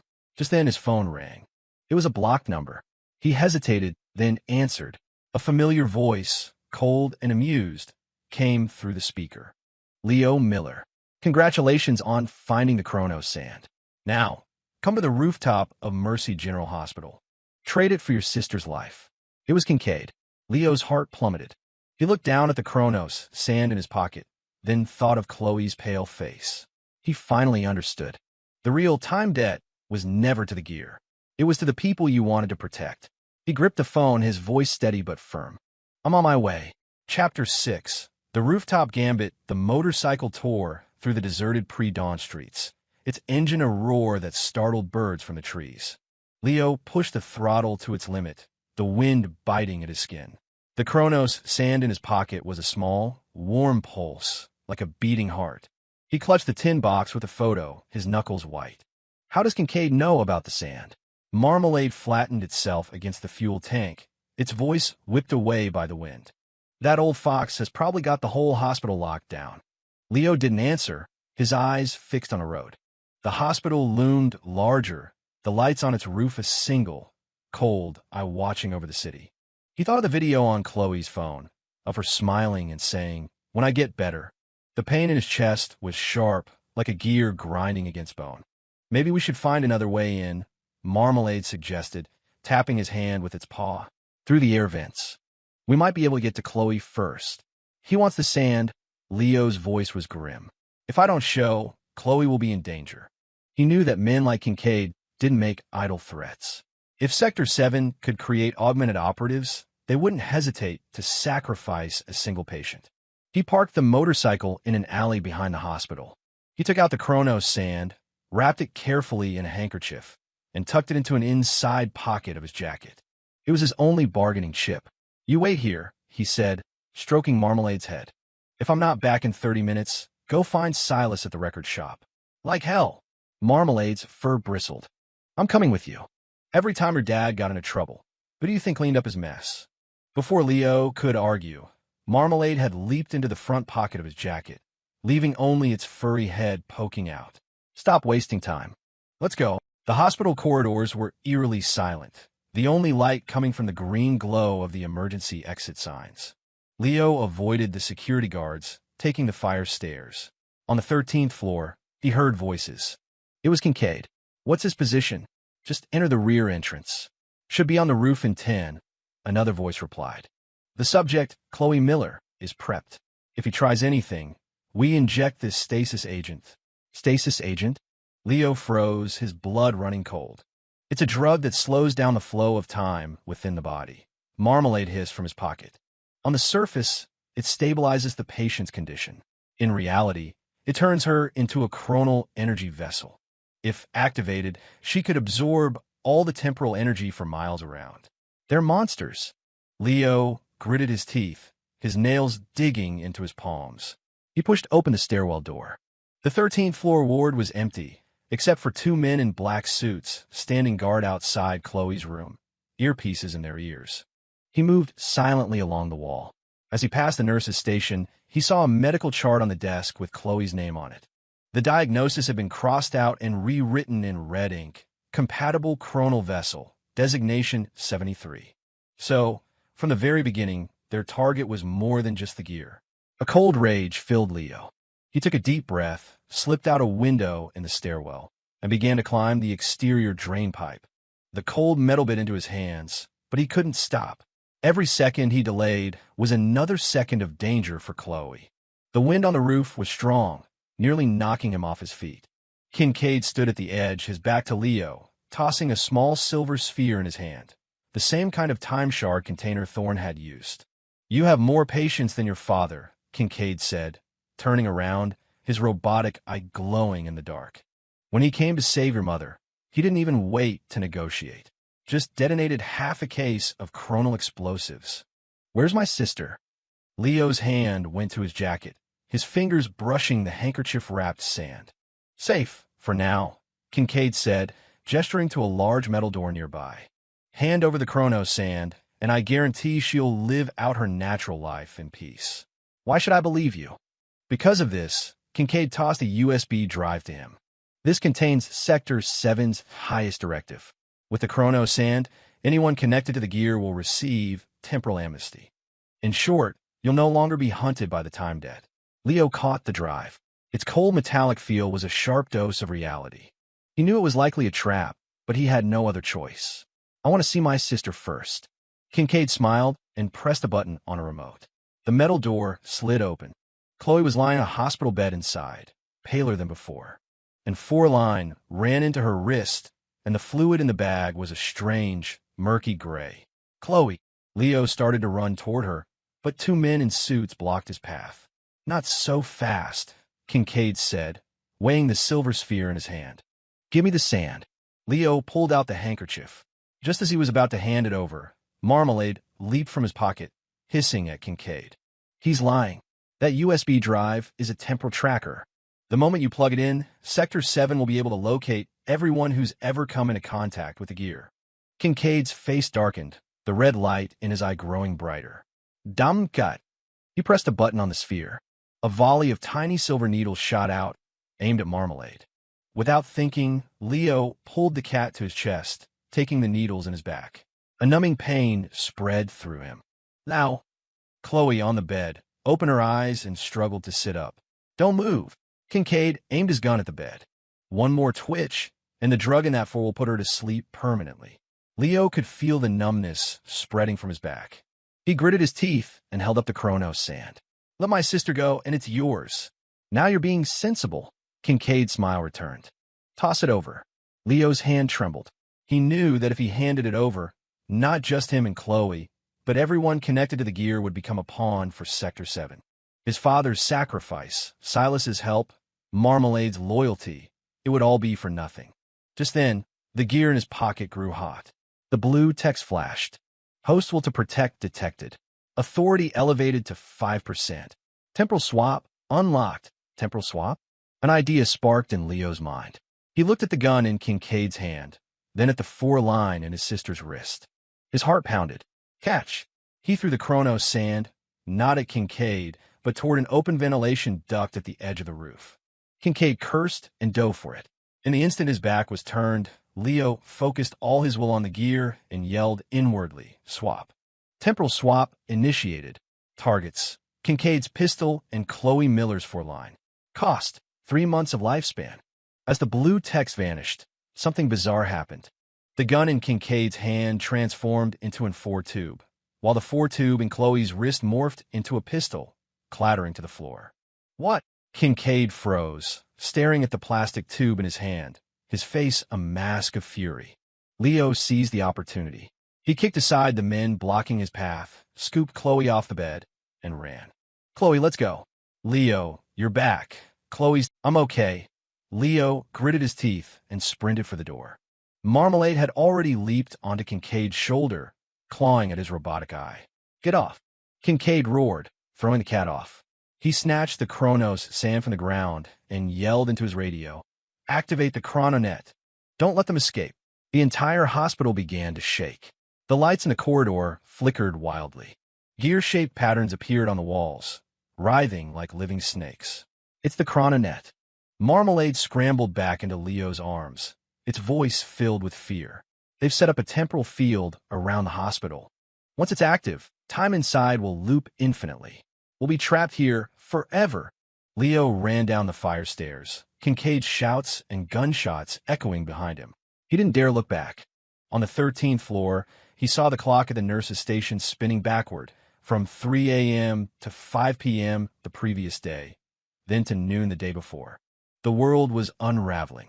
I'm scared, Leo. Chloe clung to him. Don't be. I've got you.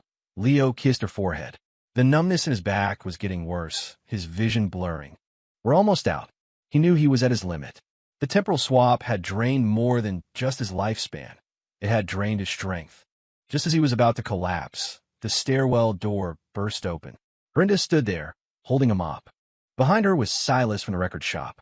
"Now, this way," Brenda yelled, using the mop to trip one of the pursuing agents. "Silas? What are you doing here?" Marmalade exclaimed.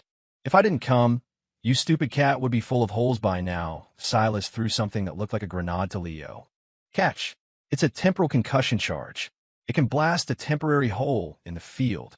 Leo caught it, pressed the button, and threw it down the stairwell. A massive explosion rocked the building. The gear patterns on the walls vanished, and the lights returned to normal. "Go. That will only hold for 5 minutes." Silas pushed him toward the back door. "How about the motorcycle waiting in the alley?" Brenda followed behind, yelling as she ran, "You kids are nothing but trouble. After this is over, you're fixing every pipe in my store for the next 3 months." Leo looked at her and was suddenly reminded of how his mom used to yell at his dad. A fierce bark, but always followed by quiet tears when he was hurt. The motorcycle was waiting in the alley. As Leo settled Chloe onto the seat, Silas grabbed his arm. "Take this." It was the tin box with his father's photo, but inside was a small metal plate, engraved with the words Kronos Guard. "It's a guard sigil." Silas's voice was grave. "Take it to the old clock tower on the west side. Your father left one last thing for you there. Remember, no matter what, don't let the gear fall in his Sector 7's hands." Leo clutched the tin box and nodded. He started the engine. Brenda shoved something into his hands, the container of brisket. "For the road," she said, turning away, her voice thick with emotion. "Take care of your sister." As the motorcycle pulled away, Leo glanced back. On the hospital roof, Kincaid was a dark silhouette, the Kronos sand in his hand glinting coldly. Chloe leaned against his back, her breathing steady now. Marmalade was perched on the fuel tank, licking its paws. "Where to now?" "The clock tower." Leo gripped the handlebars, looking toward the first light of dawn. To the clock tower. He knew this wasn't the end. Kincaid wouldn't give up. The revisionists were still out there. The echoes were still hungry. But he wasn't the helpless kid hiding in the back of a hardware store anymore. He was David Miller's son. He was the guardian of the Kronos gear. He was his sister's brother. The sun broke through the clouds, reflecting off the motorcycle's mirror. In it, Leo saw his own face superimposed over the memory of his young father's. And he smiled. He finally understood. Being a hero wasn't about becoming strong in the eyes of others. It was about finding the courage to protect the ones you loved most. And what final secret had his father left for him in the old clock tower? Chapter 7. The Clock Tower's Echo. Mist still clung to the cobblestone streets of the old west side when the motorcycle rolled to a stop. The air was damp, and ivy crawled up the sides of the old brick buildings. Leo slowed the bike, the engine's rumble sounding unnaturally loud in the silence. Marmalade lifted its head from the fuel tank, its amber eyes scanning the surroundings. Something's not right. It's too quiet. It was true. There were no sounds of morning deliveries, no one walking their dog. Only the whisper of wind through the trees and the hum of their engine. "I'm cold, Leo." Chloe snuggled deeper into his jacket. She was still pale, but looked much better. He'd ripped out the strange for a line back at the hospital, leaving only a small mark on her wrist. "Almost there," Leo said, his gaze fixed on the old clock tower at the end of the street. It was more dilapidated than he'd imagined. Bricks were missing from the walls, and the clock face was covered in a thick layer of grime, its hands frozen at 3:17, as if forgotten by time itself. "This is it." Marmalade hopped off the bike, pawing at the tower's iron gate. "It's locked. Looks like it hasn't been opened in years." Leo helped Chloe off the bike and let her rest against the wall. He approached the gate. The lock was an old brass one, covered in intricate patterns, similar to the ones on the tin box. He took out the metal plate Silas had given him, the Kronos Guard sigil. He inserted it into the keyhole. It was a perfect fit. With a gentle turn, the lock clicked open. "Well, I'll be," Marmalade said, its tail twitching. "Your dad was better at hiding things than he was at anything else." A wave of musty air hit them as they pushed open the gate. The inside was dark, the only light filtering down from skylight far above, illuminating a spiral stone staircase covered in a thick layer of dust completely devoid of footprints. "No one's been here recently," Leo said, relieved. He was about to help Chloe up the stairs when she tugged on his arm. Her face was as white as a sheet. She pointed into the darkness. "Leo, there's someone up there." Leo's heart leaped into his throat. He clutched the gear in his pocket and followed her gaze. At the top of the stairs, a shadowy figure stood with its back to them, perfectly still. "Who's there?" he called out, the gear in his pocket beginning to warm. The figure didn't move. Marmalade arched its back and hissed. "It's an echo. A strong one.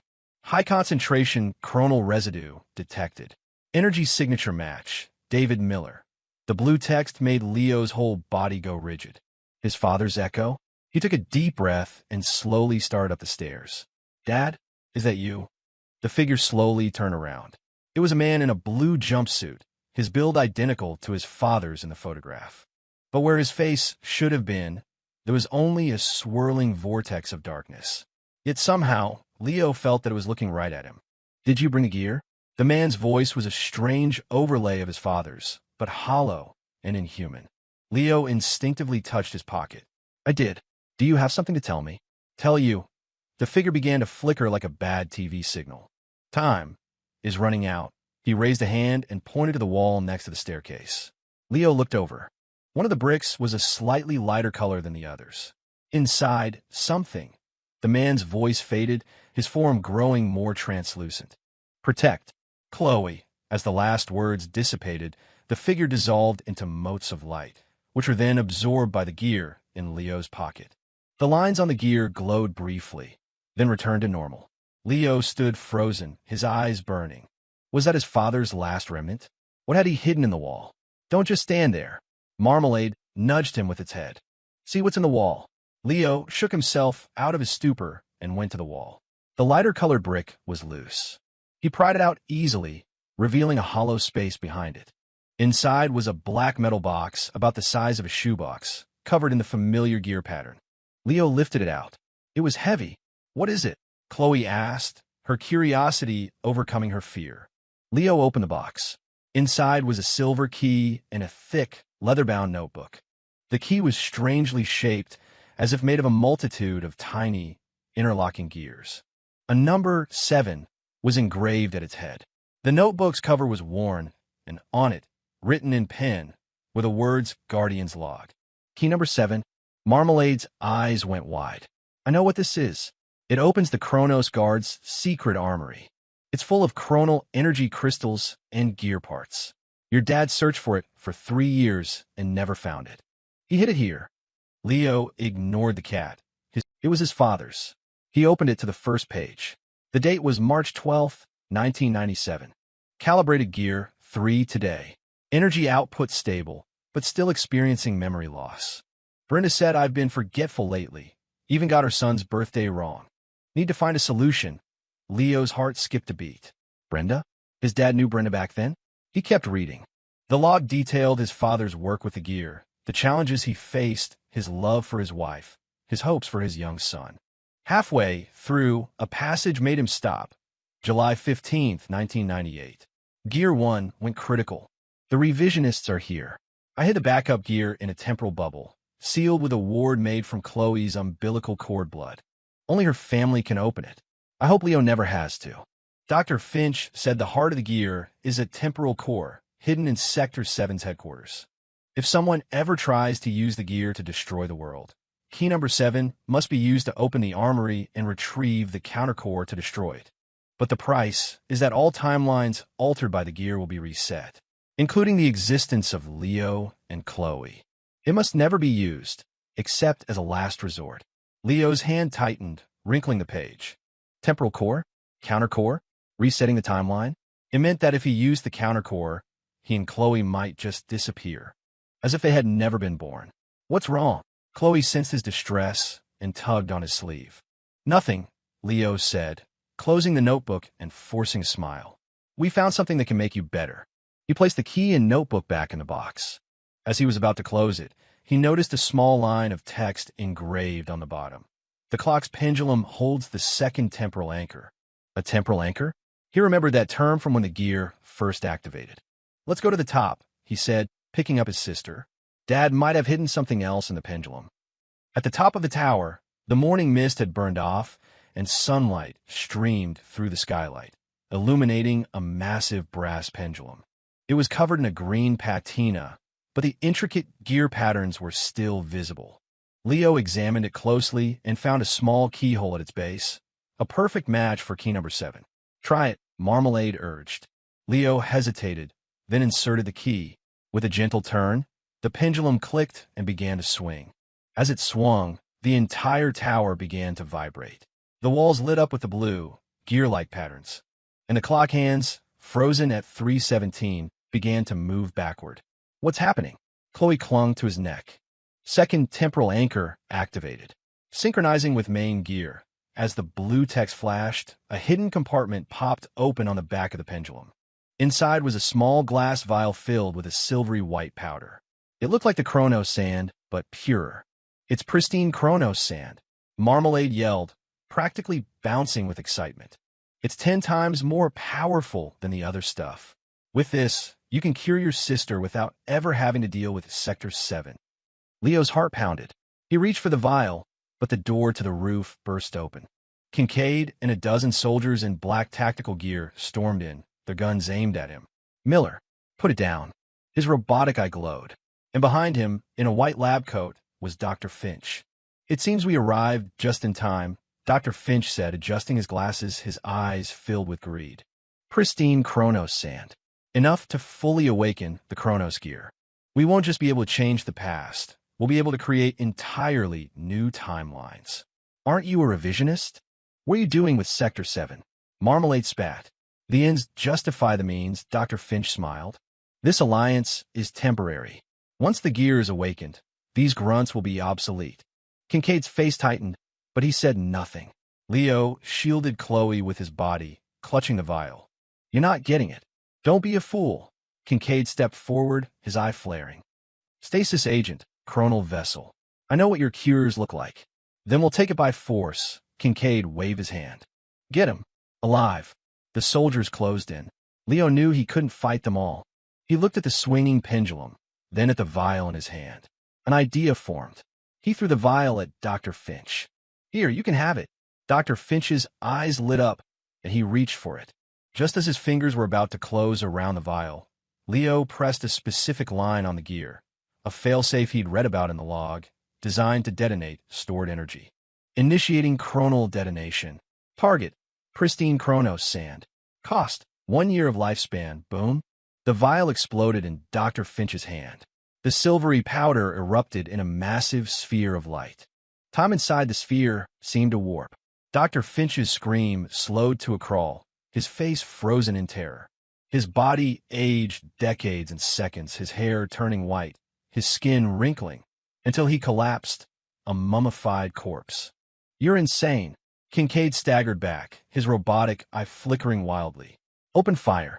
Turn him into Swiss cheese." As the guns fired, Leo grabbed Chloe and dove for the hidden compartment behind the pendulum. The wall there had been cracked by the explosion. He slammed his body against it, and it crumbled, revealing a narrow, steep maintenance shaft leading down. "Jump!" He pushed Chloe in first, then followed. Marmalade landed neatly on his shoulder. Kincaid's furious shouts and the sound of gunfire echoed from above. Bullets whizzed past his head. He didn't look back, just held on to Chloe and slid down, the light at the end of the shaft growing brighter. Just as he was about to emerge, something wrapped around his wrist. It was a metal wire dangling from the ceiling of the shaft, a small, blinking device attached to its end. "Got you." Kincaid's voice echoed from above, cold and triumphant. "That's a temporal lock. It will freeze the chronal energy in your body. Enjoy being stuck in this moment forever." The wire tightened. Leo felt the blood in his veins turn to slush. His body grew rigid and became hard to breathe. His vision blurred. He could hear Chloe crying his name, but her voice sounded distant. Chronal energy forcibly frozen. Authority dropping rapidly. Host will to survive detected. The blue text flickered erratically. The lines on the gear grew dim. Leo's consciousness began to fade. He saw his father's face, his mother's smile, Chloe telling him his dancing was dorky. "I can't stop here." With his last ounce of strength, he bit his own lip hard. A drop of blood fell onto the gear. Guardian blood detected. Emergency protocol triggered. Authority temporarily elevated to 10%. Temporal leap unlocked. A powerful force surged from the gear, snapping the metal wire. Leo felt a weightlessness as the world twisted and spun. He held Chloe tight as he was propelled through the light at the end of the shaft. When his feet hit solid ground, he was standing at the entrance to the old street, the sun shining, people walking by as if nothing had happened. The maintenance shaft entrance was gone, leaving only a crack in the wall. "Did we escape?" Chloe asked, her voice trembling. Leo nodded. A sharp pain shot through his back. He'd been shot. The bullet was still inside him. "Now, you're bleeding." Chloe burst into tears. "It's okay, it's just a scratch," he started to say, but then his face went pale. The gear was gone. In the chaos of the temporal leap, it must have fallen. He whipped his head around and looked up at the clock tower. Kincaid was standing at the top, holding the familiar bronze cog high in the air, his robotic eye glinting in the sun. He had the gear. Leo's heart sank. Without the gear, how could he fight Sector 7? How could he cure Chloe? How could he pay back the time debt? Just then his phone rang. It was Silas. "Kid, you lost the gear. Don't panic. Get to the shop. I have something to show you. The most important thing your father left behind, besides the gear itself." Leo clutched the phone, looked up at Kincaid on the tower, then down at his crying sister. He took a deep breath. He still had people to protect. "Chloe, we're going to the record shop." The sun cut through the eaves of the old buildings, casting dappled light on the street.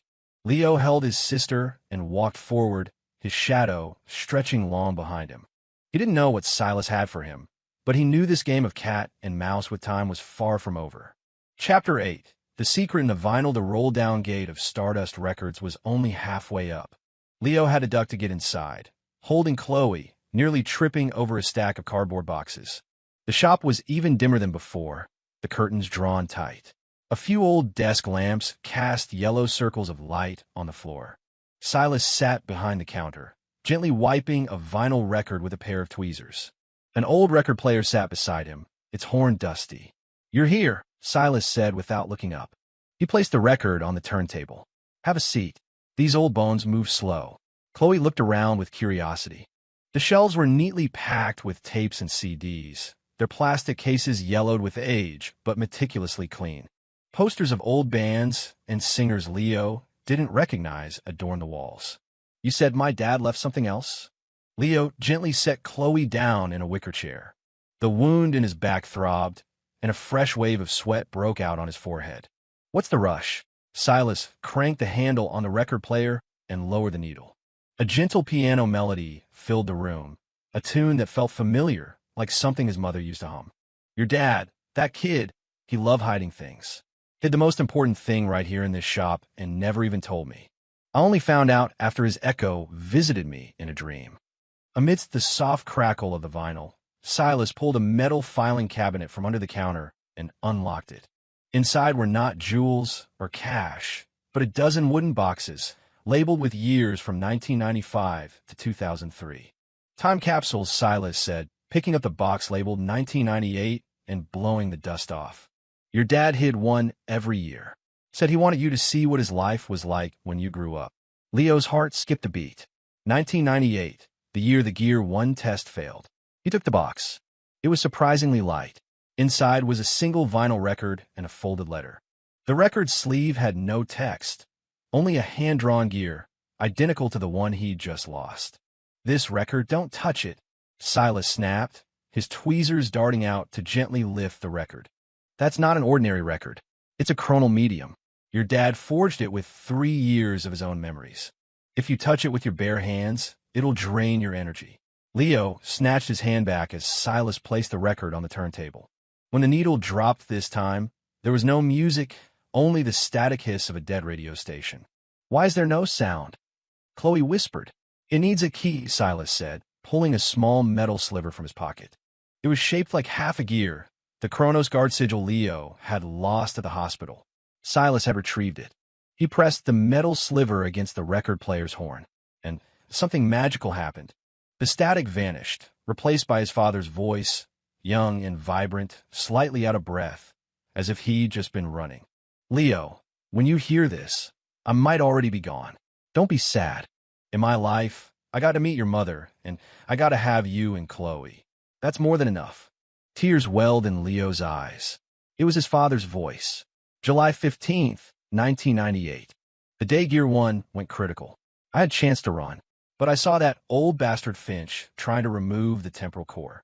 If the revisionists got their hands on that thing, it would have leveled half the city. I had no choice but to initiate the self-destruct and shatter the core. They all thought the core was destroyed. It wasn't. I secretly saved the largest fragment and embedded it in this record. This fragment can locate the other pieces. If you can find them all, you can build a pseudo-core. It won't be as powerful as the original, but it'll be enough to deal with those Sector 7 thugs. And Kincaid, you have to be careful of him. He's a double agent. He's been working for the revisionists all along. He's the one who tipped off Finch about Gear 1. He doesn't want the gear for Sector 7. He wants to be the king of time himself. Chloe's illness. I'm so sorry, sweetie. To save your mother, I used too much of my own energy, and it affected you. But I found a cure. In the temporal fissure at the old steel yard, there's a plant called a reverse time. It only blooms once every 300 years, and this is the year. Remember, when you harvest it, you must use pure silver shears. Don't let it touch any other metal. And one last thing. His father's voice caught, a mix of a laugh and a sob. Leo, don't be like me. The Chronos Guard doesn't protect time, it protects people. If you ever get tired, just put all down. Take care of Chloe and live a good life. That's more important than anything. The record let out a final, piercing screech, and the voice stopped. The needle had carved a white line in the vinyl, leaving a small nick. The shop was silent, except for Chloe's muffled sobs. Leo clenched his fists, the pain in his back a dull echo of the ache in his heart. His father knew everything. He had foreseen all of this, even Kincaid's betrayal. Reverse time, Leo whispered. If I go to the steel yard now, is there still time? It'll be tight, Silas said, carefully placing the record back in its box. Now that Kincaid has the gear, he'll be able to sense the core fragment too. And the reverse time must be picked at midnight. It's already afternoon. I'm going, Leo said without hesitation. Even if there's only a 1 in a million chance, I have to try. Are you trying to get yourself killed? Silas glared at him. Your back needs to be treated. Kincaid's men are probably all over the city. You'll be spotted the moment you step outside. I have a plan, Leo said, his eyes landing on the cardboard boxes by the door. Brenda's hardware store isn't far. She has a delivery truck. He was cut off as a roll-down gate was kicked open. Sunlight streamed in. Kincaid stood in the doorway, the lost gear in his hand, a cold smile on his face. Leo Miller. Don't bother. Hand over the core fragment, and I'll make your death quick. Leo's heart sank. How had he found them? You old fool. You're good at hiding. Kincaid's gaze swept over Silas, then landed on the metal cabinet. Give me all the time capsules, or this shop, and your old bones will be your tomb. Silas slowly stood up, the metal rod from before appearing in his hand. You want to touch my shop? You'll have to get through me first. You're asking for it. Kincaid waved his hand, and his men raised their guns. Don't. Leo stepped in front of Silas. The fragment is on me. Let them go, and I'll go with you. Now. Chloe screamed, trying to run to him, but Marmalade held her back. A wise choice, Kincaid smiled. Toss it over. Leo reached into his pocket. He'd pocketed the record while Silas was talking. He held it, the pain in his back making his vision swim. I can't give up. He looked at the record player, then at the metal rod in Silas's hand. A desperate plan formed in his mind. You can have the fragment, Leo said, slowly raising the record over his head. But you have to promise me one thing. Let my sister go. Kincaid's robotic eye flickered. Deal. He waved his hand, and 2 agents started toward Chloe. Leo's heart was in his throat. Just as they were about to reach her, he threw the record, not at Kincaid, but at the record player. Silas now. The record shattered against the machine. The core fragment inside erupted in a blinding blue light. Tom in the shop froze. Kincaid's smile froze on his face. The agent's movements halted mid-stride. Even the dust motes hung, suspended in the air. Only Leo and Silas could move. Go! Silas pried, opened the back window with his rod. These old bones can hold them for a while. Remember the steel yard, 3rd sublevel of furnace number 3. That's where the reverse time is. Leo scooped up Chloe, marmalade already on the windowsill. He glanced back. Silas was pushing records off the shelves, each one exploding in a flash of blue light, trapping Kincaid and his men in a cage of frozen time. Thank you. Leo gritted his teeth and jumped out the window. The back alley was narrow and damp. He ran, holding Chloe, his back bleeding freely, soaking his shirt. He could hear the explosions from the shop and Kincaid's enraged roar as the time lock broke. Leo, you're bleeding so much. Chloe's tears were hot on his neck. I'm okay, he gasped, turning into another alley. We're going to Brenda's. She can help us. He didn't know if Silas would make it, if Kincaid would follow, if the reverse time even existed. But he had to run. He reached the back door of Reliable Hardware just as his vision went black. Brenda was taking out the trash. She saw him and dropped the can with a clatter. Good Lord, what happened to you? She rushed over and saw the blood on his back, her eyes instantly turning red. Was it that bastard Kincaid? I knew he was no good. Brenda, Leo's voice was faint. Please, take us to the steel yard. What do you go to that godforsaken place for? She helped him inside, pressing her apron to the wound. You need a hospital. You're going to bleed to death. Chloe's cure. It's the only place. His consciousness was fading.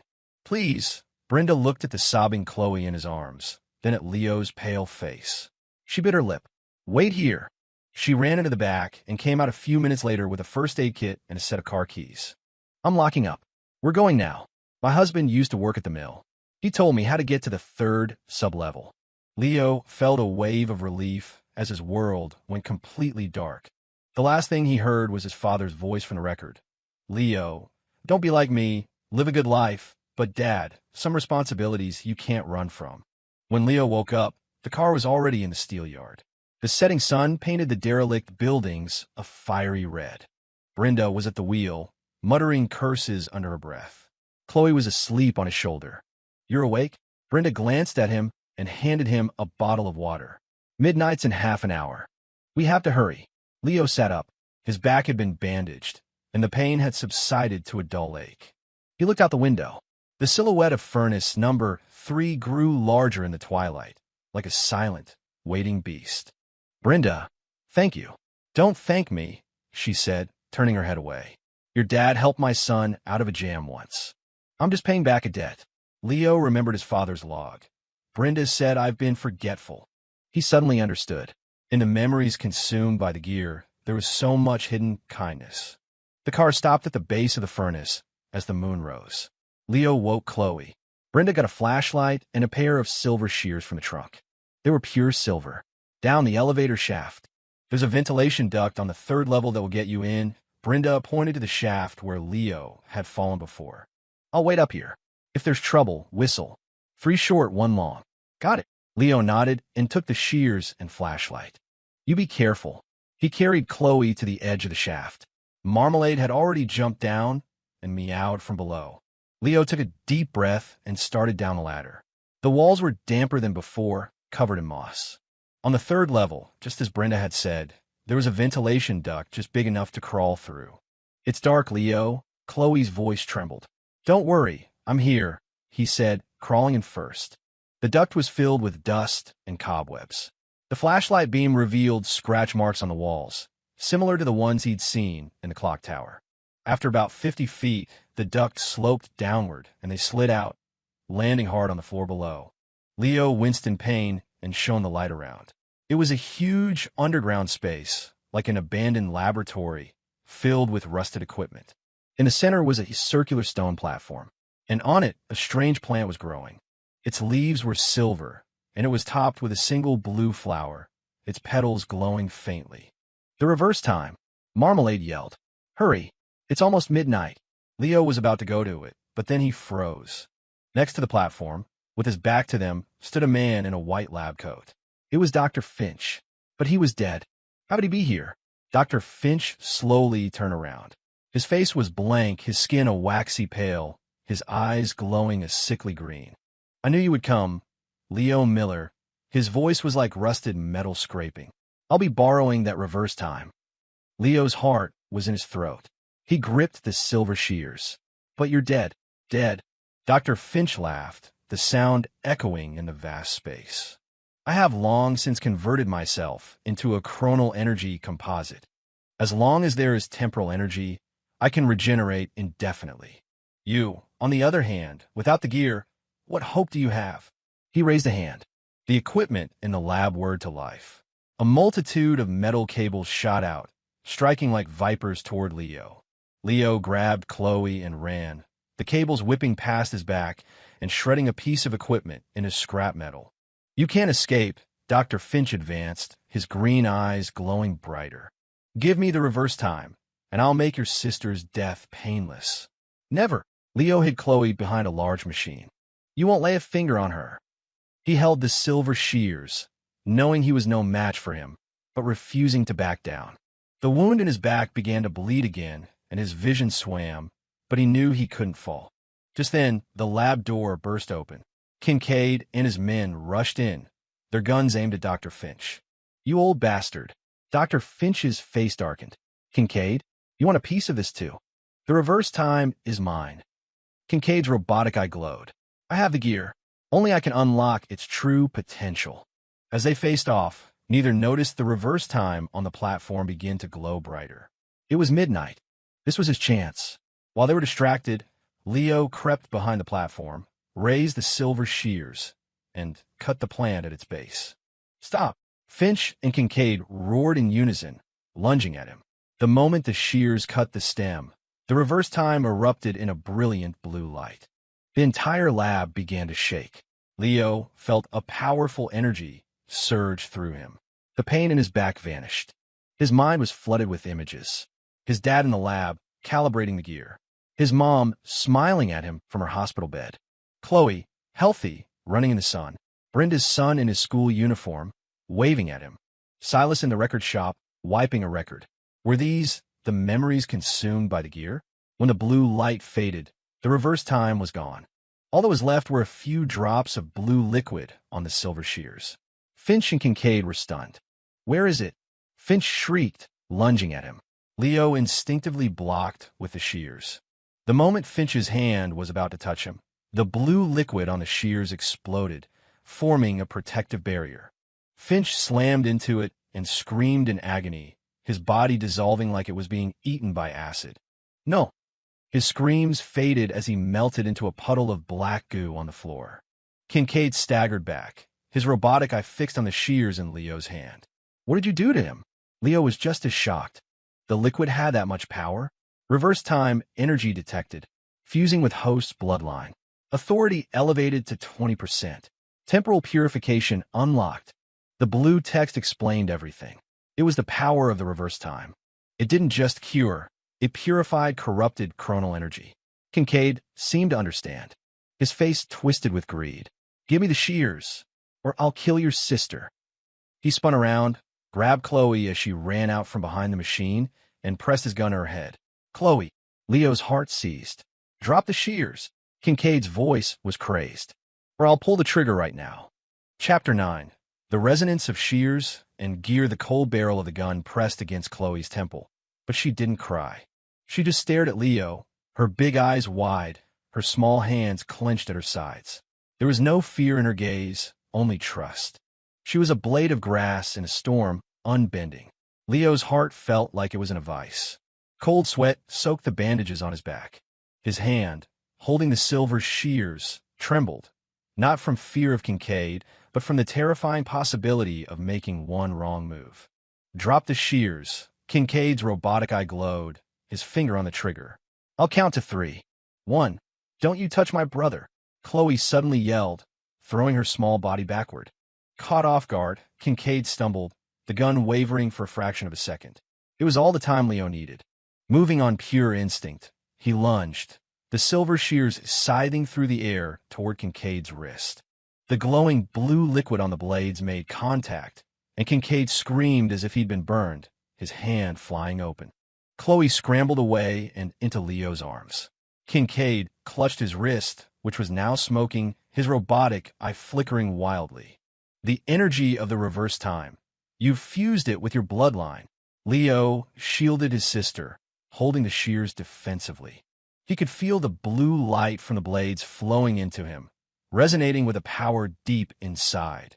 The energy from the plant, harmonizing with the remnant of his father's will. You think this is a victory? Kincaid suddenly laughed, pulling the gear from his pocket and holding it aloft. I have the gear, so what if it's bonded to you? I can force it to obey.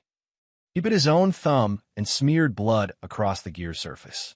The bronze cog erupted in a blinding red light, its lines spinning manically. The lab equipment began to shake, and spiderweb cracks spread across the walls. Warning: non-compatible user force-activating gear. Chronal turbulence detected. The blue text flashed frantically. Leo felt a crushing weight on his chest, making it hard to breathe. The gear was unleashing a storm of raw temporal energy, and it felt like 1,000 invisible knives slicing at his skin. Feel this power. Kincaid's body seemed to swell in the red light, his clothes tearing as gear-like patterns appeared on his skin. This is the true meaning of time. I will reshape the world, and you so-called guardians will be nothing but dust. He slashed his hand through the air, and a beam of red energy shot toward Leo. Chloe squeezed her eyes shut, but Leo twisted, pulling her out of the way. The beam hit a machine behind them, and the solid steel melted like ice cream, releasing a noxious smell. You can dodge once, but can you dodge forever? Kincaid advanced, firing beam after beam. Give me the power of the reverse time. I'll let you be my second in command. We can rule time together. Leo scrambled between the machines, holding Chloe tight, the wound in his back tearing open again. He knew he couldn't keep this up. He had to get the gear back. Leo, use that. Chloe suddenly pointed at Kincaid's feet. It was the metal container Dr. Finch had left behind, still humming with residual energy. Leo's eyes lit up. He dove, kicking the container at Kincaid. It exploded in a flash of white light as it collided with the gear's red aura. Kincaid was thrown back, and the gear in his hand faltered, its red light dimming. You're dead. Kincaid roared, tossing the gear into the air. It hovered, shooting out a web of red light that descended upon Leo. Authority 20%, temporal shield triggered. Leo instinctively raised the silver shears. The blue light flared, forming a protective dome. The red web hit the shield and sizzled like water on a hot skillet. How is this possible? Kincaid stared in disbelief. How is your authority so high? Leo was just as surprised. He could feel the shears absorbing the red light from the gear, the blue barrier purifying the chaotic energy, turning it into a gentle warmth that flowed into his body, mending his wounds. It's the reverse time. Marmalade's voice was filled with excitement. It's purifying the gear's corruption. Your dad could never figure out how to do that, and that's why the gear consumed his memories. It all clicked into place. His dad's log mentioned the chrono sand could stop memory loss, but it needed the energy of the reverse time to be activated. Impossible. I'm the chosen one. Kincaid screamed, lunging for the hovering gear. It's mine. Just as his hand was about to close around it, the gear chimed, a clear, pure note. The red light vanished completely, transforming into a stream of energy that shot toward the silver shears in Leo's hand. No. Kincaid let out a cry of despair. The moment the gear connected with the shears, blue and bronze light intertwined, forming a spinning sphere. A warm current washed over Leo, and the fragmented memories he had lost returned in a flood. His dad's calloused hands teaching him how to fix a bike chain. His mom's gentle eyes as she knitted him a sweater. Chloe's first mumbled bro. Even Brenda, sneaking an extra piece of chicken into his lunch. All the moments he thought were gone forever were back, as vivid as if they had happened yesterday. When the light faded, the gear was fused to the head of the silver shears, creating a unique weapon. The blue and bronze lines flowed over its surface, as if alive. Kincaid collapsed to the ground.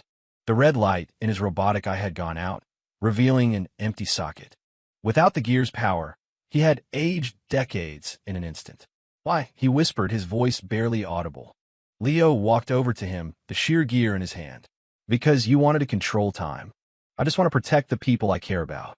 Kincaid opened his mouth to say something, but then his eyes closed, and his body dissolved into motes of light, fading into the air.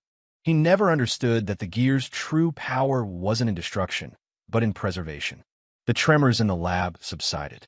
Leo carried Chloe to the stone platform. The sheer gear chimed again, and a single drop of blue liquid formed on its surface. The essence of the reverse time, Marmalade said, hopping onto his shoulder. Give it to your sister. Leo carefully let the drop fall into Chloe's mouth. It dissolved instantly. Color returned to her cheeks, and her breathing became deep and even. The exhaustion vanished from her eyes. Leo, I don't feel sick anymore, she said, her smile like the sun after a storm. Tears welled in Leo's eyes. He hugged her tight, all the pain and exhaustion melting away. I did it, Dad. The lab door opened, and Brenda ran in, holding a steel pipe. Now, are you two okay? I heard a huge ruckus. She saw Chloe, safe and sound, and let out a long breath, the pipe clattering to the floor. Her own eyes were red. Thank God. You're okay, Brenda. Thank you, Leo said, his voice thick with gratitude. Don't thank me, she said, wiping her face and instantly reverting to her usual self. Let's get out of this dump.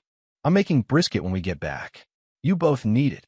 Leo nodded and followed her out, carrying Chloe. As he left, he glanced back at the empty lab. The sheer gear in his hand felt warm, as if in response to some unspoken thought. He knew it wasn't over. Sector 7 wouldn't give up. The revisionists might still be out there. The timelines still needed mending. But he wasn't afraid anymore. He had the sheer gear, a healthy sister, Brenda's brisket, Silas's records, and a noisy cat. Most importantly, he had his memories back, the warmth that would carry him through whatever came next. As they left the steel yard, the sun was rising, casting long shadows from the furnaces. Chloe was asleep in his arms, a small smile on her face. Where to now? Marmalade yawned. Leo looked at the sunrise and tightened his grip on the sheer gear. Home. Home to the place with rent to pay, pipes to fix, his sister's laughter, and the simple, messy business of living. As for the secrets hidden in the cracks of time, the debts still unpaid, they could wait. After all, sometimes protecting the ordinary is the most extraordinary thing a person can do. A new, tiny marking had appeared on the gear, where it fused with the shears. It looked like a flower just beginning to bloom. What new secret did that hold? Chapter 10. The new guy on the block's sunlight sliced under the rising gate of reliable hardware, painting a golden stripe across the dusty concrete floor. Leo walked in, Chloe asleep on his back. Brenda was on a step stool, changing a light bulb. Without looking down, she grumbled, Look what the cat dragged in.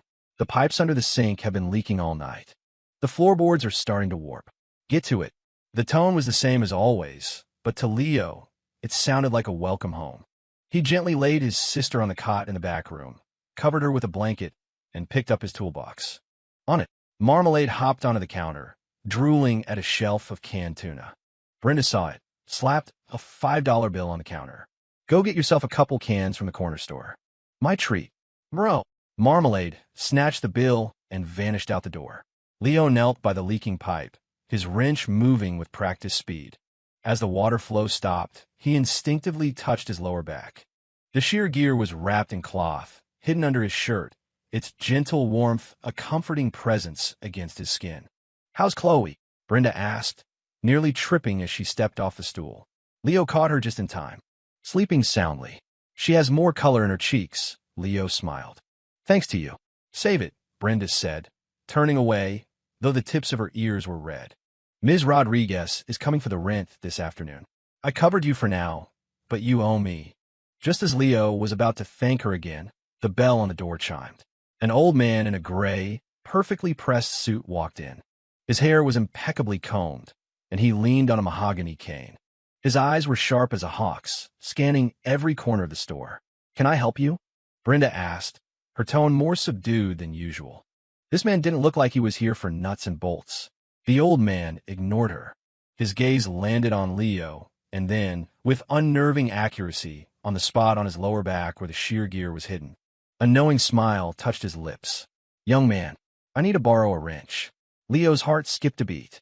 He gripped the wrench in his hand. The man's gaze was unsettling, as if he could see right through his clothes. High purity, chronal energy, fluctuation detected. Identity unknown. Danger level moderate. The blue text flashed and vanished. Leo calmly stood and handed the wrench over. Here you go. The old man took it, his fingers brushing Leo's. A faint static charge passed between them. Leo knew instantly. This man was one of them, and his power was more refined than Kincaid's. Thank you, the old man said, weighing the wrench in his hand. He suddenly asked, I hear you paid a visit to the old steel yard a few days ago. Leo's body tensed. Who told you that? The echoes are whispering all over the city. The old man placed the wrench on the counter, his cane tapping the floor. Someone used a reverse time to purify the gear's corruption and destroyed Kincaid's power source. Quite impressive. Brenda, who was holding a glass of water, froze. She slowly sidled over to Leo, a rusty machete appearing in her hand from under the counter. Who are you? Leo's hand went to his back, ready to draw the shear gear. Relax, the old man smiled, pulling a small black notebook from his pocket. The cover was embossed with a golden gear, similar to the one on his father's log. I'm with the Temporal Bureau. The name's Chin. The Temporal Bureau? Leo had never heard of it. We regulate people like you, chronal agents, Chin said, putting the notebook away. With Kincaid's defection and Dr. Finch's death, Sector 7 and the revisionists are in disarray. The city's timeline is unstable. We need someone to clean up the mess. His gaze fell on Leo's back again. The shear gear you possess is currently the only tool capable of stabilizing temporal fissures. Come with me. Help the Bureau fix a few loose ends, and you'll be well compensated. No, Leo refused without a second thought. I just want to take care of my sister. Don't be so hasty, young man. Chin's voice hardened. You think you're safe hiding in this hardware store? Kincaid's loyalists are still looking for you. Not to mention the independent time hunters who specialize in hunting down people who possess artifacts like yours. He took a photo from his pocket and placed it on the counter. This was found on the east side 3 days ago. An old woman who possessed a time shard. A hunter drained her, and now she's an echo. The woman in the photo was blurry, her body translucent. It was Mrs. Gable. Leo's fists clenched, his nails digging into his palms. I help you with your problems. You help me with mine, Chin said, taking back the photo. A fair trade. Brenda slammed the machete on the counter. Who do you think you're scaring? Our Leo isn't going anywhere. What are you going to do about it? Chin glanced at her, and the coldness in his eyes made her take an involuntary step back. But she quickly puffed out her chest again. You want to start something? You start it with me. Brenda, Leo stopped her. He looked at Chin. I have conditions. I am listening. First, you don't touch my sister or Brenda. Leo's voice was firm. Second, I'll help stabilize the fissures, but I'm not joining any organization. Third, when the job is done, you provide me with enough chronal energy crystals to permanently cure my sister. Chin stared at him for a long moment, then broke into a smile. Interesting, just like your father. It's a deal. He unscrewed the head of his cane and produced a small metal cylinder. This is a temporal beacon. It will glow whenever there's a fissure nearby. Tonight at midnight, there's a small one at the old docks. You handle that, and we'll consider our partnership begun. Leo took the cylinder. Its cold, smooth feel was a dose of reality. It was similar to Silas's chronometer, but more advanced. Don't try anything funny, Chin said, turning to leave. My people are nearby. If you run, I won't run, Leo cut him off. But if you betray me, I promise you'll regret it. Chin paused at the door, then left without another word. The bell chimed, and the store was quiet again. Brenda finally let out a breath, her knees buckling. That old man, he's terrifying. Leo didn't respond, just turned the cylinder over in his hand. He knew that agreeing to Chin's offer meant his quiet life was over. But the photo of Mrs. Gable was a thorn in his heart. He couldn't let innocent people suffer just so he could have peace. Leo, are you really going to go? Brenda asked, her voice filled with worry. Yeah, he said, putting the cylinder away. Don't worry. I can handle it. A small noise came from the back room. Chloe walked out, rubbing her eyes. She saw Leo and ran to him, hugging his legs. Leo, I'm Festi. I'll get you some water, he said, picking her up, his heart filled with a fierce, protective love. He would do anything to make sure she could live a life where her biggest problem was being thirsty. The afternoon sun moved across the floor. Leo peeled an apple for Chloe. Brenda did her accounting. Marmalade napped on a box of tuna. The occasional customer came in, their haggling a normal, everyday sound. Leo took it all in and remembered a line from his father's log. The most precious time is the time you can afford to waste. He looked at his sister, at Brenda, and felt the weight of the sheer gear under his shirt. Whatever was waiting for him at the old docks tonight, he wouldn't back down, because he wasn't just protecting the people in front of him. He was protecting this time that was precious enough to waste.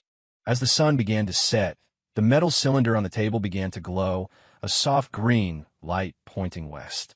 Midnight was approaching. Chapter 11. Whispers at the old docks. The midnight wind carried the scent of salt and decay, whipping small waves against the rotting pylons of the old docks. Leo had the sheer gear tucked into the back of his belt, the temporal beacon from Cheen glowing in his hand like a small green lantern. The docks were deserted. Rusted tin roofs groaned in the wind, and the ground was littered with torn fishing nets and splintered crates. Leo moved quietly, his boots crunching on the gravel.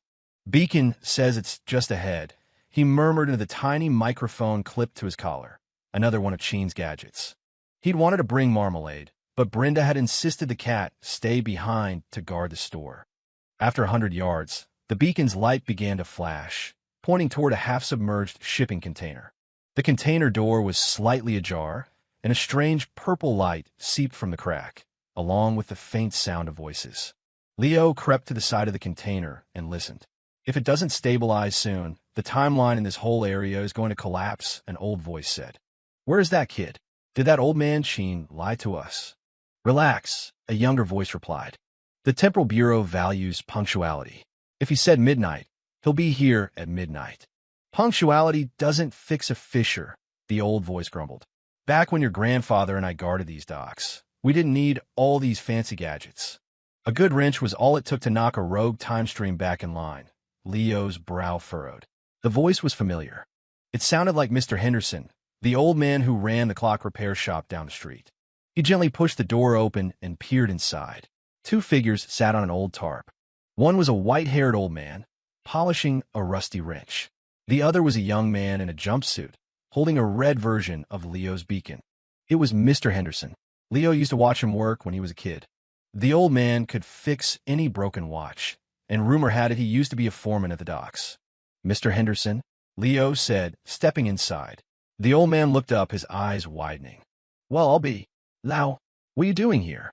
Did old man Cheen send you?" "You know me?" Leo was surprised.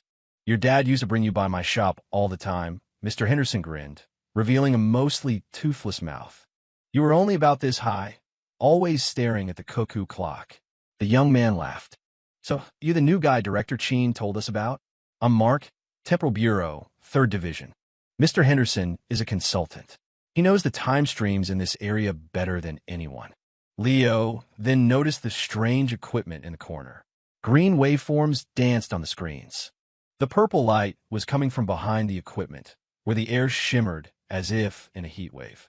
Through the shimmer, he could see the faint image of another dock, women in old-fashioned dresses, rickshaws rolling by. It was a scene from decades ago. "It's a temporal fissure," Mark explained. "These docks have been rebuilt 3 times, and each time it messed with the timeline.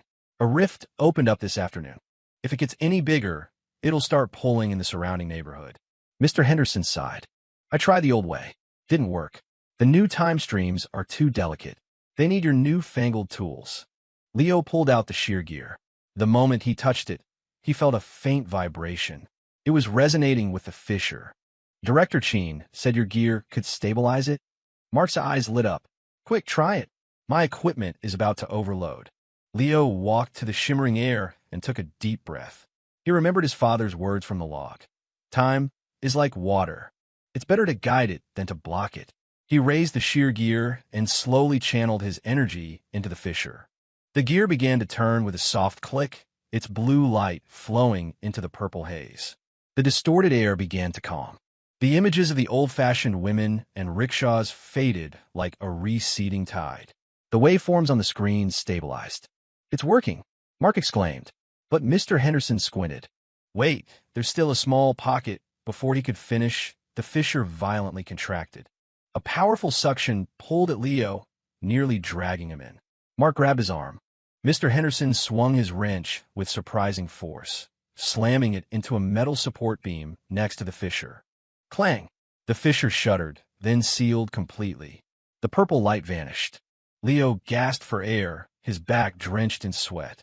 The shear gear was burning hot, its lines glowing and fading as if it were breathing. That was close, Mark said, wiping his forehead. That fissure had a lingering will attached to it. When they tore down the old docks, a rickshaw driver was waiting to pick someone up. He waited for decades. His will was so strong, it kept the fissure from closing. Mr. Henderson put down his wrench, his eyes distant. His name was Chun. I knew him. His daughter was supposed to arrive on a ship that sank. He came here every day to wait for her, until the day he died. Leo touched the hot gear. He finally understood why Cheen had sent him. The gear wasn't just a tool. It was a resonator, able to hear the stories hidden in the cracks of time. Oh, right. Mark handed him a small box. Director Cheen said, "This is your first payment." Inside was a translucent crystal, like frozen moonlight. It was warm to the touch. A chronal energy crystal. With this, he could get more of the medicine Chloe needed. When they left the container, the sky was beginning to lighten. Mr. Henderson clapped Leo on the shoulder. "You use that gear well, son. With time, you have to remember what needs remembering and forget what needs forgetting. That's how you walk a straight path." Leo nodded, watching the eastern sky turn a pale gray. The wind from the docks no longer smelled of decay, but of fresh grass. He clutched the box with the crystal and started for home. He knew this was just the beginning, but the thought of his sister's smile, of Brenda doing her accounts, made the path ahead feel solid and real. At the entrance to the docks, he glanced back. In the morning light, the half-submerged container looked like an old man guarding a secret.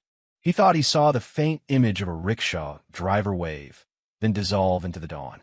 "Goodbye," Leo whispered. Some stories had to end, and his was just beginning. Chapter 12. The scent of medicine in the morning light the sky was a soft gray when Leo got back to the hardware store. Brenda was asleep behind the counter, her head resting on her account book. Marmalade was curled at her feet, its tail twitching with each breath. He quietly went to the back room. Chloe was sleeping soundly, her cheeks rosy.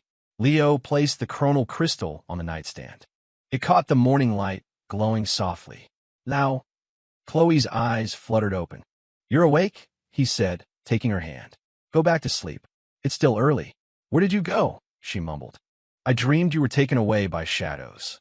"I want to get you a treat," Leo said, gently tweaking her nose. He showed her the crystal. It sparkled in the light, casting tiny rainbows on the wall. Chloe sat up, her eyes wide.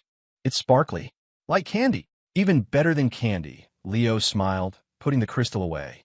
"Later, I'll have Brenda make you some scrambled eggs."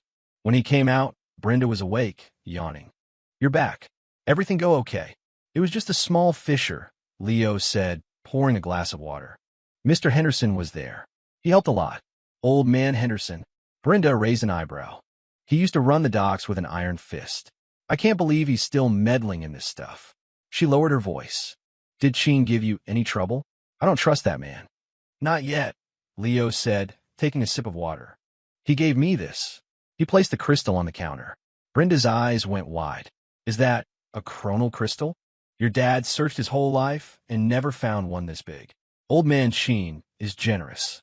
He called it a first payment." "The Temporal Bureau must be desperate," Brenda said, rubbing her chin. "But you be careful. Those time management types are shifty. Your dad used to say they treat chronal energy like currency, and their loyalty changes just as fast." Leo nodded. He didn't mention the story of the rickshaw driver, or the fragmented memory that had flashed in his mind when the shear gear had gotten hot, an image of his father holding him as a small child, standing on the docks, smiling at a rickshaw driver. "Oh, right." Brenda rummaged in a drawer and pulled out a paper bag. "Ms. Rodriguez dropped this off when she came for the writ. Said a woman in a lab coat asked her to give it to you." Leo opened the bag. Inside was a small bottle of pills with a label that read, "For Chloe." Under the bottle was a note, written in elegant script. "I noticed your sister's unique constitution at the hospital. This is a specially formulated supplement to help with her recovery. 1 a day with water. Dr. Evans," it was Dr. Evans from the hospital. She had saved Chloe's life during her last attack. A warmth spread through Leo's chest. I need to thank her. First things first, Brenda said, pointing out the window. Look who's here. Leo looked. Sheen was standing in front of the shop, leaning on his mahogany cane, a small smile on his face. The sunlight on his suit made him look almost gentle. What's he doing here? Brenda was instantly on guard, her hand reaching for the machete under the counter. Leo stopped her. I'll handle it. He stepped outside. Sheen looked him up and down and nodded. Not bad. Your first time handling a fisher, and you did it cleanly. You're better than your father was at your age. You knew my father? Knew him.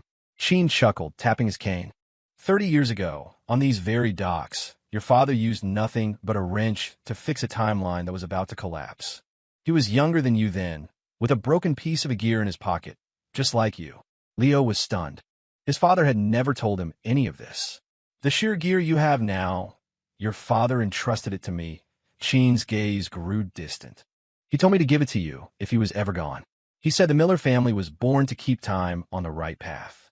My dad, he was a hero. Sheen cut him off, his voice filled with respect. 5 years ago, he exhausted all his energy to stabilize a major temporal event on the west side.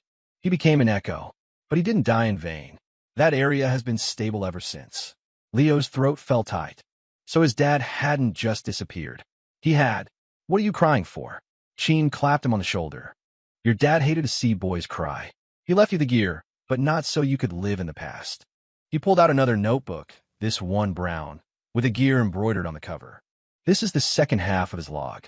It details the fishers he handled. It might be useful to you. Leo took the log. It felt heavy in his hands. You're off duty today, Sheen said, turning to leave. Read the log. And by the way, Dr. Evans is an affiliate of the Bureau. You can trust her medicine. She and your father were old friends.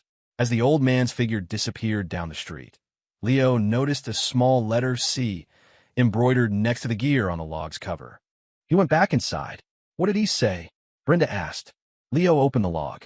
The first page was filled with his father's familiar handwriting, next to a clumsy drawing of a little girl. Chloe learned to walk today. She fell 3 times and cried like a kitten.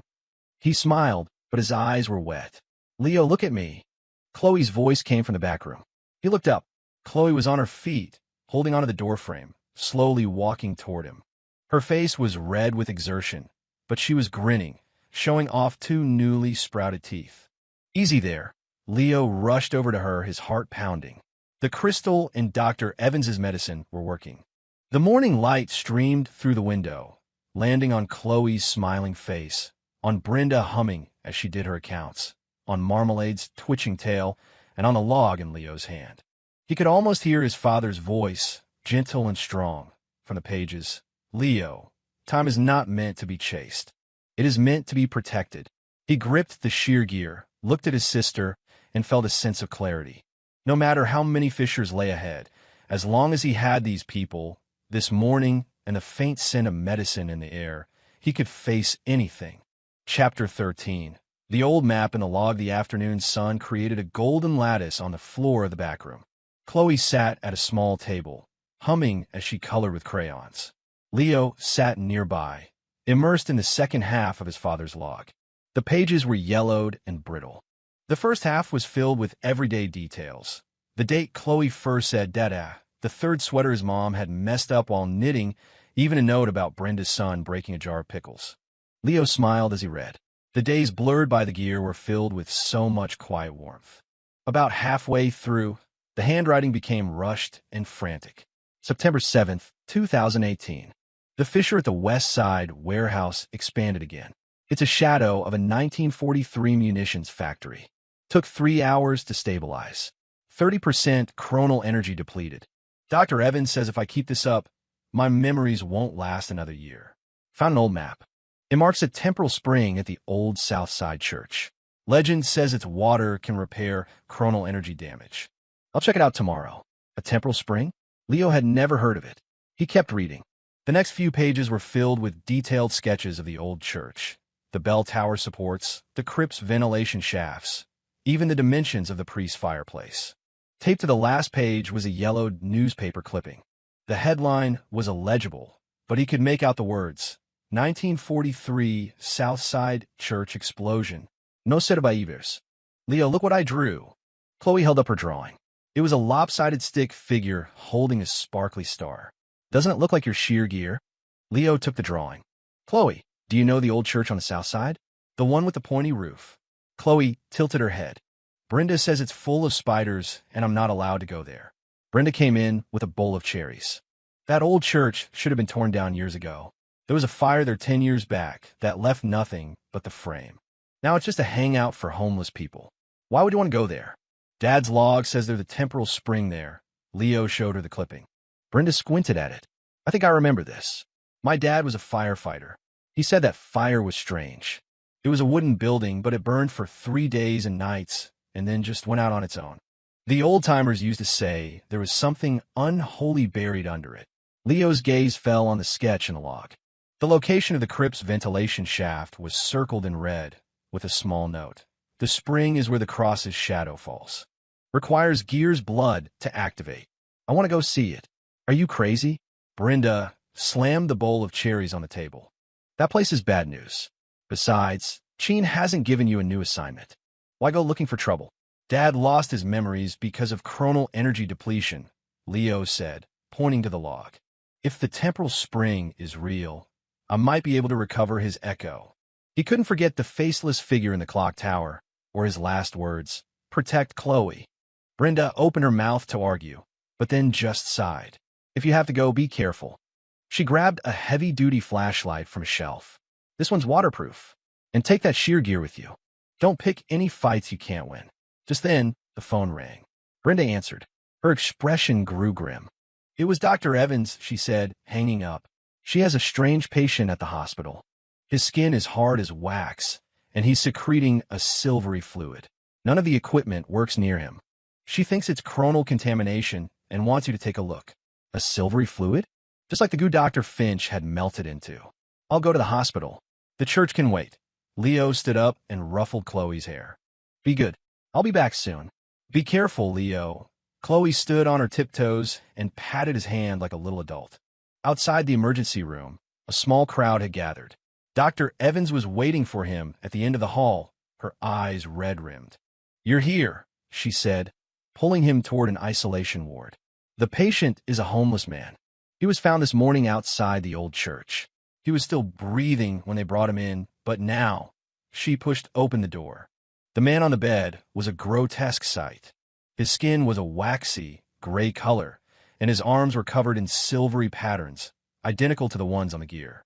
His face was twisted in a silent scream, and a silvery fluid trickled from the corner of his mouth. He's been delirious. Dr. Evans handed him a digital recorder. Listen. She pressed play. A raspy, broken voice filled the room. The spring is open. So many hands grabbing me. The gear, blood, the spring, the old church. Leo walked to the bed. The sheer gear at his back grew hot, its lines glowing. The man on the bed began to convulse, the silvery patterns on his skin flashing, more fluid pouring from his mouth. High concentration chronal contamination detected. Source, temporal spring leakage. The spring was leaking. This man had been contaminated. Can you save him? Leo asked. Dr. Evans shook her head. His organs are failing rapidly. I've tried everything. Leo, is this related to the fissures your father used to handle? Leo thought of the log. 1943 munitions factory shadow. Was the spring connected to the explosion? Dr. Evans, can you do me a favor? Leo said, gripping the sheer gear. I need to go to the old church. Can you pull the archives on the 1943 explosion? I'm on it, she said without hesitation. Be careful. If the spring is really open, the chronal energy levels there will be dangerously high. As Leo left the hospital, he glanced back at the isolation ward. In the sunlight, he thought he saw the man on the bed lift his head, his face a blurry image of the priest from his father's log. What new mystery was this? Chapter 14. The cross in the crypt, the spire of the old South Side church, was a rusted nail against the bruised twilight sky. Leo stood before the ivy-choked gate. He pushed. It didn't budge. He took out the sheer gear. The blade tip slipped into the lock, and with a soft click, the rusted mechanism gave way. A wave of mildew and burnt wood washed over him as he stepped inside. The church was a skeleton. Weeds grew waist-high between the crumbling walls.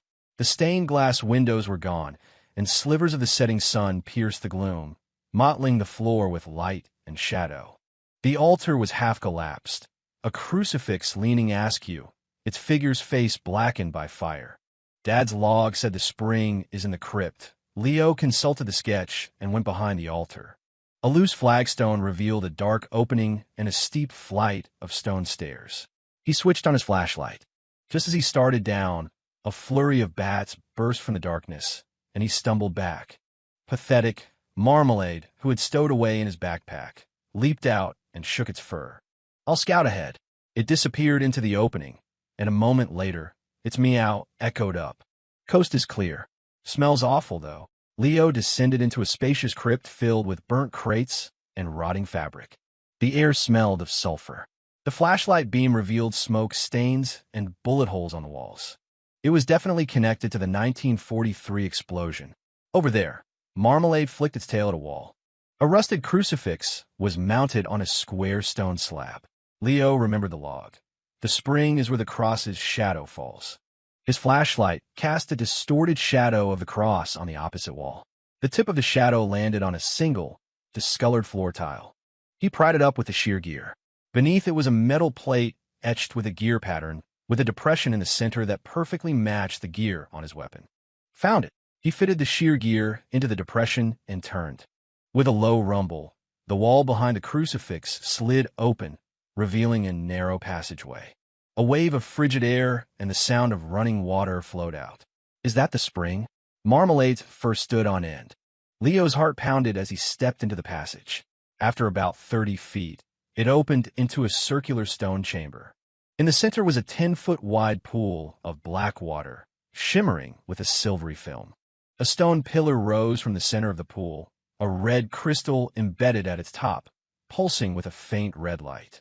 "This is the temporal spring." Leo frowned. Why was the water black? And it had a faint, metallic smell, just like the fluid from the contaminated man. He was about to step closer when the shear gear vibrated violently. "Warning. Anomalous chronal energy detected. Spring water is contaminated. Contains high concentration of ecotoxin." Contaminated? The black water churned, and a multitude of pale hands shot out, clawing at the edge of the pool. Shadowy figures in tattered military uniforms rose from the water, their faces blank save for hollow eye sockets. They were echoes.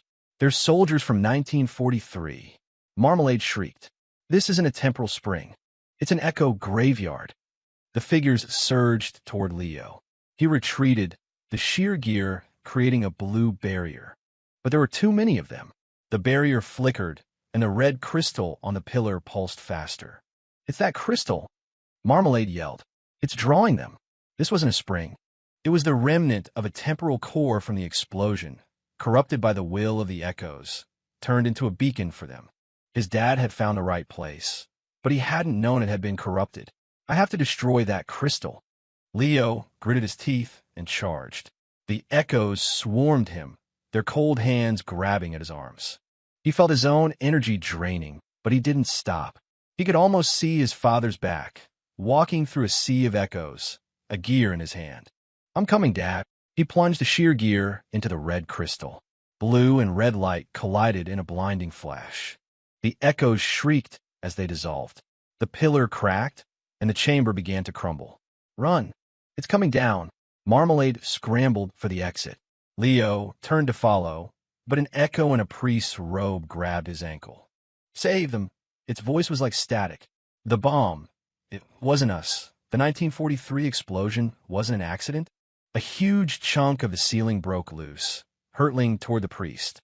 Leo shoved him out of the way, but his own leg was caught under the falling rock. "Go!" The priest's form flickered and dissolved, its last gaze on Leo. The shear gear exploded with light, lifting Leo, pulling him from the collapsing chamber just as the entrance was sealed by rubble.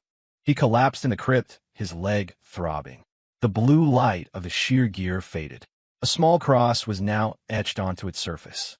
"Are you okay?" Marmalade nudged him frantically.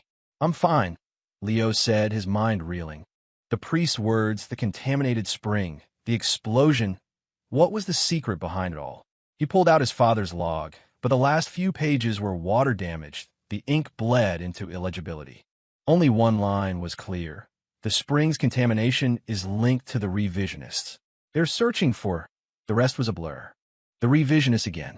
What were they looking for? His phone rang. It was Dr. Evans. Leo, did you find the spring? Her voice was urgent. I found the archives. The 1943 explosion wasn't an accident. Someone deliberately detonated a munitions cache. And that person might have been your grandfather. Leo's mind went blank. The log slipped from his hand. His grandfather? The kind, smiling old man who loved to play chess? Connected to an explosion 70 years ago? The crypt suddenly felt much colder. Chapter 15. Grandpa's old chessboard. The cold of the crypt had seeped into Leo's bones. His leg ached. He struggled to sit up. It was pitch black outside. Marmalade was nudging him. You still haven't called Dr. Evans back. The cat's voice was laced with worry. Do you believe what she said? About your grandpa? Leo didn't answer. His grandfather, Arthur Miller, had died when he was 10. All he remembered was a kind old man in a faded cardigan, sitting under the oak tree in the backyard, the gentle click-clack of chess pieces his constant companion. He couldn't square that image with a saboteur. Let's just get out of here, he said, pulling himself up. Back at the hardware store, Brenda was dozing behind the counter, an old radio, playing softly. She woke with a start when he came in. Are you okay? That doctor called, said something about your grandpa. I'm fine. Leo cut her off. Is Chloe asleep? Just got her down, Brenda said, handing him a mug of warm ginger tea. We can talk tomorrow. Get some rest. He went to the back room. Chloe was sleeping peacefully. He sat by her bed, stroking her hair. He remembered his grandpa, giving Chloe piggyback ride around the yard, yelling, "Giddy up, horsey." Could that man have been a saboteur? The next morning, Leo went to his grandfather's old house. A young couple lived there now, but they let him into the backyard. The oak tree was still there, bigger now. The stone table underneath it was the same, a chessboard carved into its surface, a small letter, A etched in the corner. Leo ran his fingers over the grooves of the board. He remembered his grandpa teaching him to play, his patience when Leo had thrown a tantrum and scattered the pieces. Easy, Leo, his grandpa had said. Chess is one move at a time. Life is one step at a time. You can't rush it. Your grandpa used to sit there for hours, a neighbor said, passing by with a basket of laundry. Just staring at that board. Leo's heart skipped a beat. Do you know where he got it? Brought it back with him when he was young, I think, the woman said. My husband said your grandpa used to be a janitor at the old church. After it blew up, he came back with that tabletop. A janitor at the church? Leo knelt and examined the board again. In the corner, there was a tiny, almost invisible etching of a cross, identical to the one in the crypt. He pressed the tip of the shear gear into the etching. With a soft click, a hidden compartment slid open beneath the tabletop. Inside was a faded cloth bundle. His heart pounding, he unwrapped it. Inside was a yellowed notebook and a tarnished brass pin, engraved with the words Salvation Army and a small cross. The Salvation Army, a charity organization that had been active near the church in 1943, later rumored to be part of the resistance. He opened the notebook. The handwriting was his grandfather's. May 12, 1943. More wounded soldiers at the church today. Father Michael said we have to hide the munitions in the crypt to keep them from the Japanese. I helped carry the crates, full of grenades. My hands were shaking. July 8, 1943. The Japanese are closing in. Father Michael told me to take the children and run. He's staying behind to move the munitions. I don't want to go, but he gave me this pin and said it was my duty. July 9th, 1943. The church exploded. I watched from the hills, the fire lighting up the sky. Father Michael never made it out. They all call me a deserter. But I saved 5 children. That has to be enough. Leo's hands trembled. The rest of the notebook was about raising the 5 children. The last page had a single line. My son David keeps asking about the church. I can't tell him. Some debts you have to take to the grave. Tears blurred his vision. His grandfather wasn't a saboteur. He was a hero. He'd saved 5 children and been branded a coward for it, living out his life in silence, guarding his secret. The echo of the priest in the crypt must have been Father Michael. The bomb. It wasn't us. Had the explosion been something else? His phone rang. It was Cheen. I pulled your grandfather's file. Cheen's voice was grave. He was a janitor at the church in 1943 and a member of the Salvation Army. On the day of the explosion, he escaped with 5 orphans. He was posthumously awarded the Temporal Guardian's Medal of Honor, the Bureau's highest honor, given to ordinary people who save lives during temporal events. His grandfather was a guardian, too. One more thing, Sheen said. Dr. Evans found traces of the revisionist signature in the fluid from that homeless man. They knew the spring was corrupted. They were waiting for something to mature. Waiting for what? The red crystal. And Sheen's voice grew heavy. We're detecting a massive energy spike from the old church. It could trigger a widespread temporal collapse. I need you to go back and destroy the source of the contamination permanently. Leo gripped the shear gear. He had to go back, not just for the Bureau, but for his grandfather, for Father Michael, and for all the lives lost in that fire. As he left the old house, he looked up at the sky. He could almost see his grandfather sitting under the oak tree, smiling at him. One step at a time, Leo. He would keep walking. With his grandfather's chessboard, his father's log, and his sister's smile, he would unravel this mystery, one step at a time. Chapter 16. The corrupted spring this time, Leo returned to the church with 3 things: his grandfather's notebook, the shear gear, and a machete Brenda had insisted he take. Marmalade perched on his shoulder, its tail rigid. "Don't touch anything," Leo whispered as they descended into the crypt. Sheen said the contamination is at critical mass. If it blows, half the city's timeline goes with it. I know. Marmalade licked its paw. The wall slid open with a grating screech. The stench that hit them was 10 times worse than before. The chamber beyond was a nightmare. The spring water was a thick, dark red, and the surface roiled with the fragmented bodies of echoes, all of them reaching for the central pillar. The red crystal at its top pulsed with a sickening, bloody light, and at the base of the pillar, a figure was huddled. He wore the black uniform of the revisionists. Half his body had melted into a silvery sludge that dripped into the spring. He was still alive. He looked up at Leo, his face a ruin. "They made me do it," he gasped, his eyes fixed on Leo. "The crystal, it's about to mature. You have to destroy it, a revisionist? Had there been a mutiny? Don't trust him." Marmalade shrieked. "He's injecting something into the water." A clear tube ran from the man's wrist into the base of the pillar. A dark purple fluid was flowing through it, turning the spring water an even deeper red. "It's a catalyst," Leo remembered from his father's log. "It force matures a chronal crystal, but magnifies the contamination tenfold." He charged, but the spring erupted. A massive metallic hand, covered in silvery scales, shot out of the water, its talons aimed at his face. It was a mutated echo. Leo dodged, slicing the hand off at the wrist with the shear gear. The severed hand writhed on the ground, then dissolved into a swarm of silver insects that vanished into the cracks in the floor. The revisionist at the base of the pillar laughed, a horrible, gurgling sound. "Too late. The crystal is resonating. You'll all become its fuel." He ripped the tube from his wrist. The purple fluid sprayed into the water. The chamber shook, and the red crystal shrieked. The echo fragments on the surface began to coalesce into a massive, shadowy form. Chronal amalgam forming. Danger level.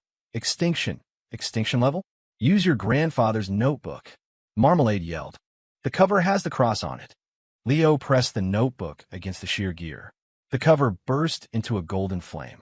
The words from the pages lifted into the air, forming a swarm of tiny golden crosses that rained down upon the spring. "Is this a Salvation Army purification rite?" The golden crosses hissed as they hit the red water, dissolving the echo fragments. The shadowy amalgam roared in agony, its form flickering. The revisionist stared in disbelief. Impossible. The Salvation Army's right. He was cut off as a tendril from the amalgam, snatched him, and dragged him into the spring. "Now!" Marmalade yelled, pointing at the red crystal. "Destroy it." Leo poured all his energy into the shear gear. The blue light of the gear and the golden light of the notebook merged into a single, brilliant blade. He leaped, plunging the blade deep into the heart of the crystal. There was a moment of absolute silence, then a deafening explosion of red and gold light. The shockwave threw Leo against the far wall. In the blinding light, he saw the spirits of the echoes rise from the spring. They were no longer monstrous. They bowed to him, then dissolved into starlight. One of them, in a priest's robe, was Father Michael. He smiled and mouthed the words, "Thank you." When the light faded, the crystal was gone. Leo collapsed, his grandfather's notebook at his feet, its cover now faded, the pages brittle as ash. He thought he saw his grandfather and his father, standing in the distance, smiling at him. When he woke up, he was lying on the ground outside the church. Chin was standing over him, holding a scanner. The screen showed a stable green line. "The energy levels are back to normal," Chin said, his expression unreadable.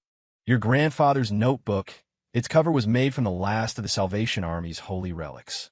No wonder it could purify the ecotoxin." Leo sat up. "The revisionists, will they be back? They lost their most valuable catalyst.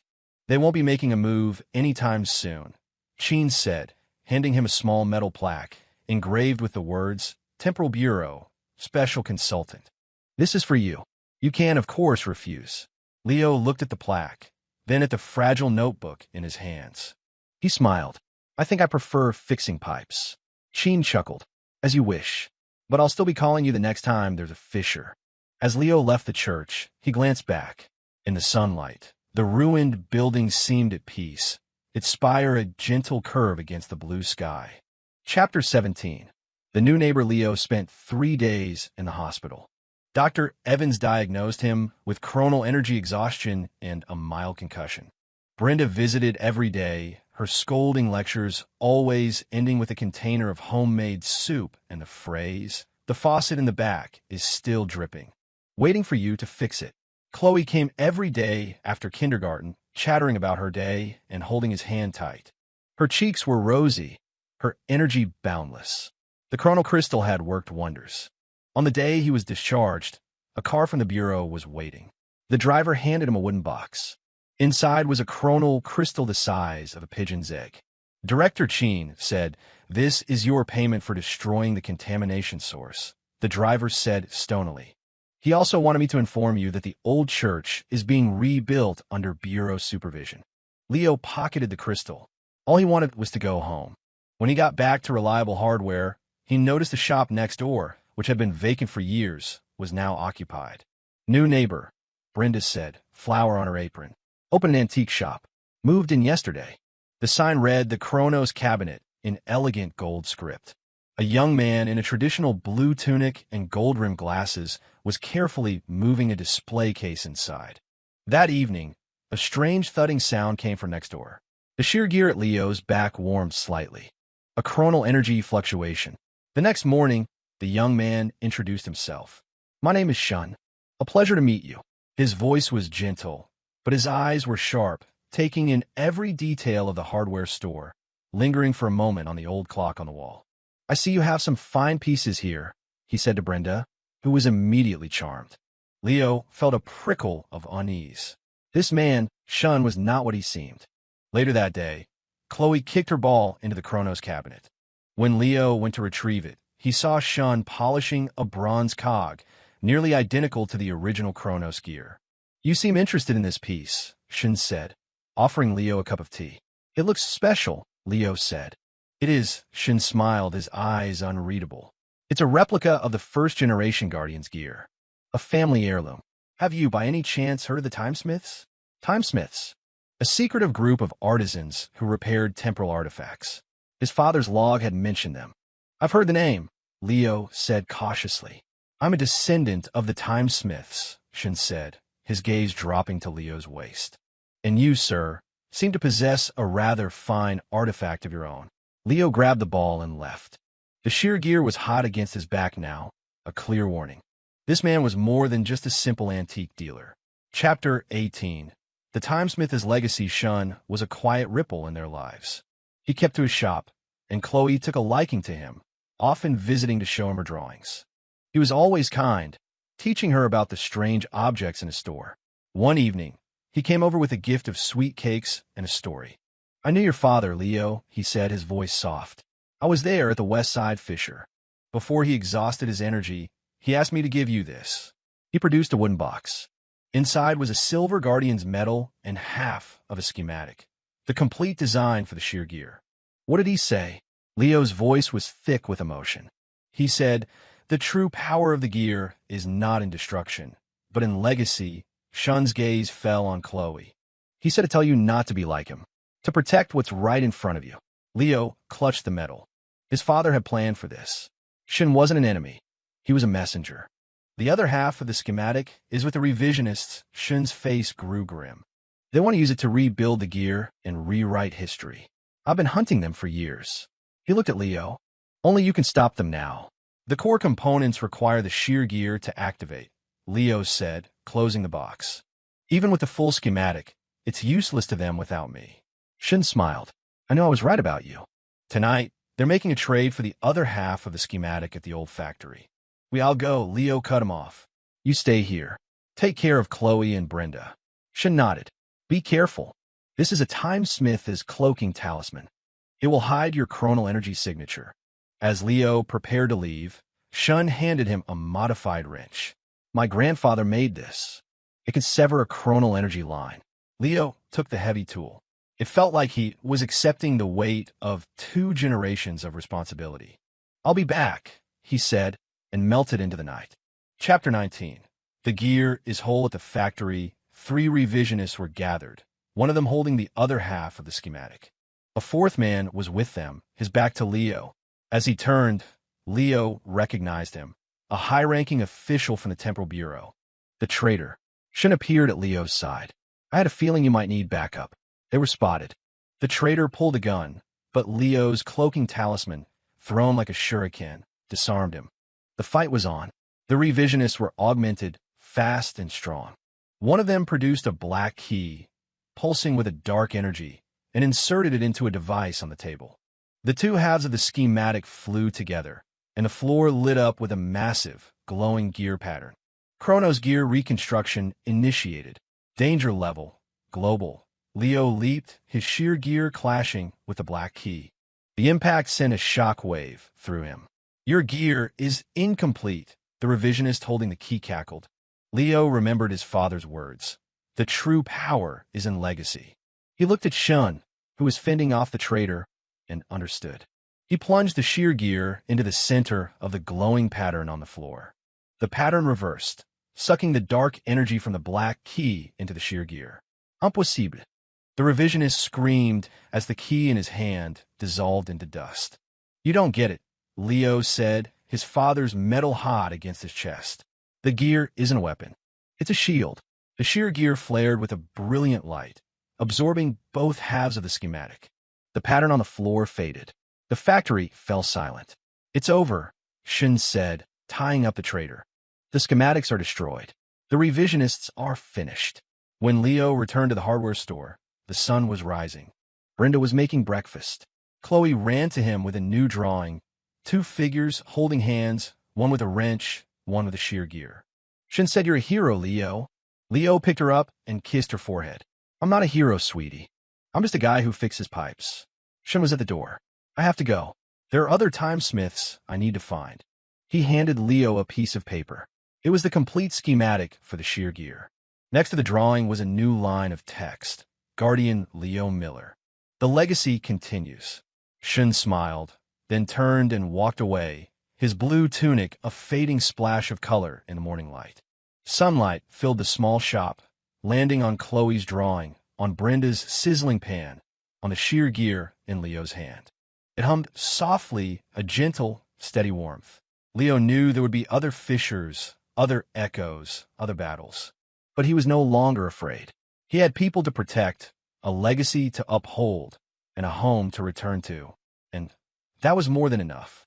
End of adapted text.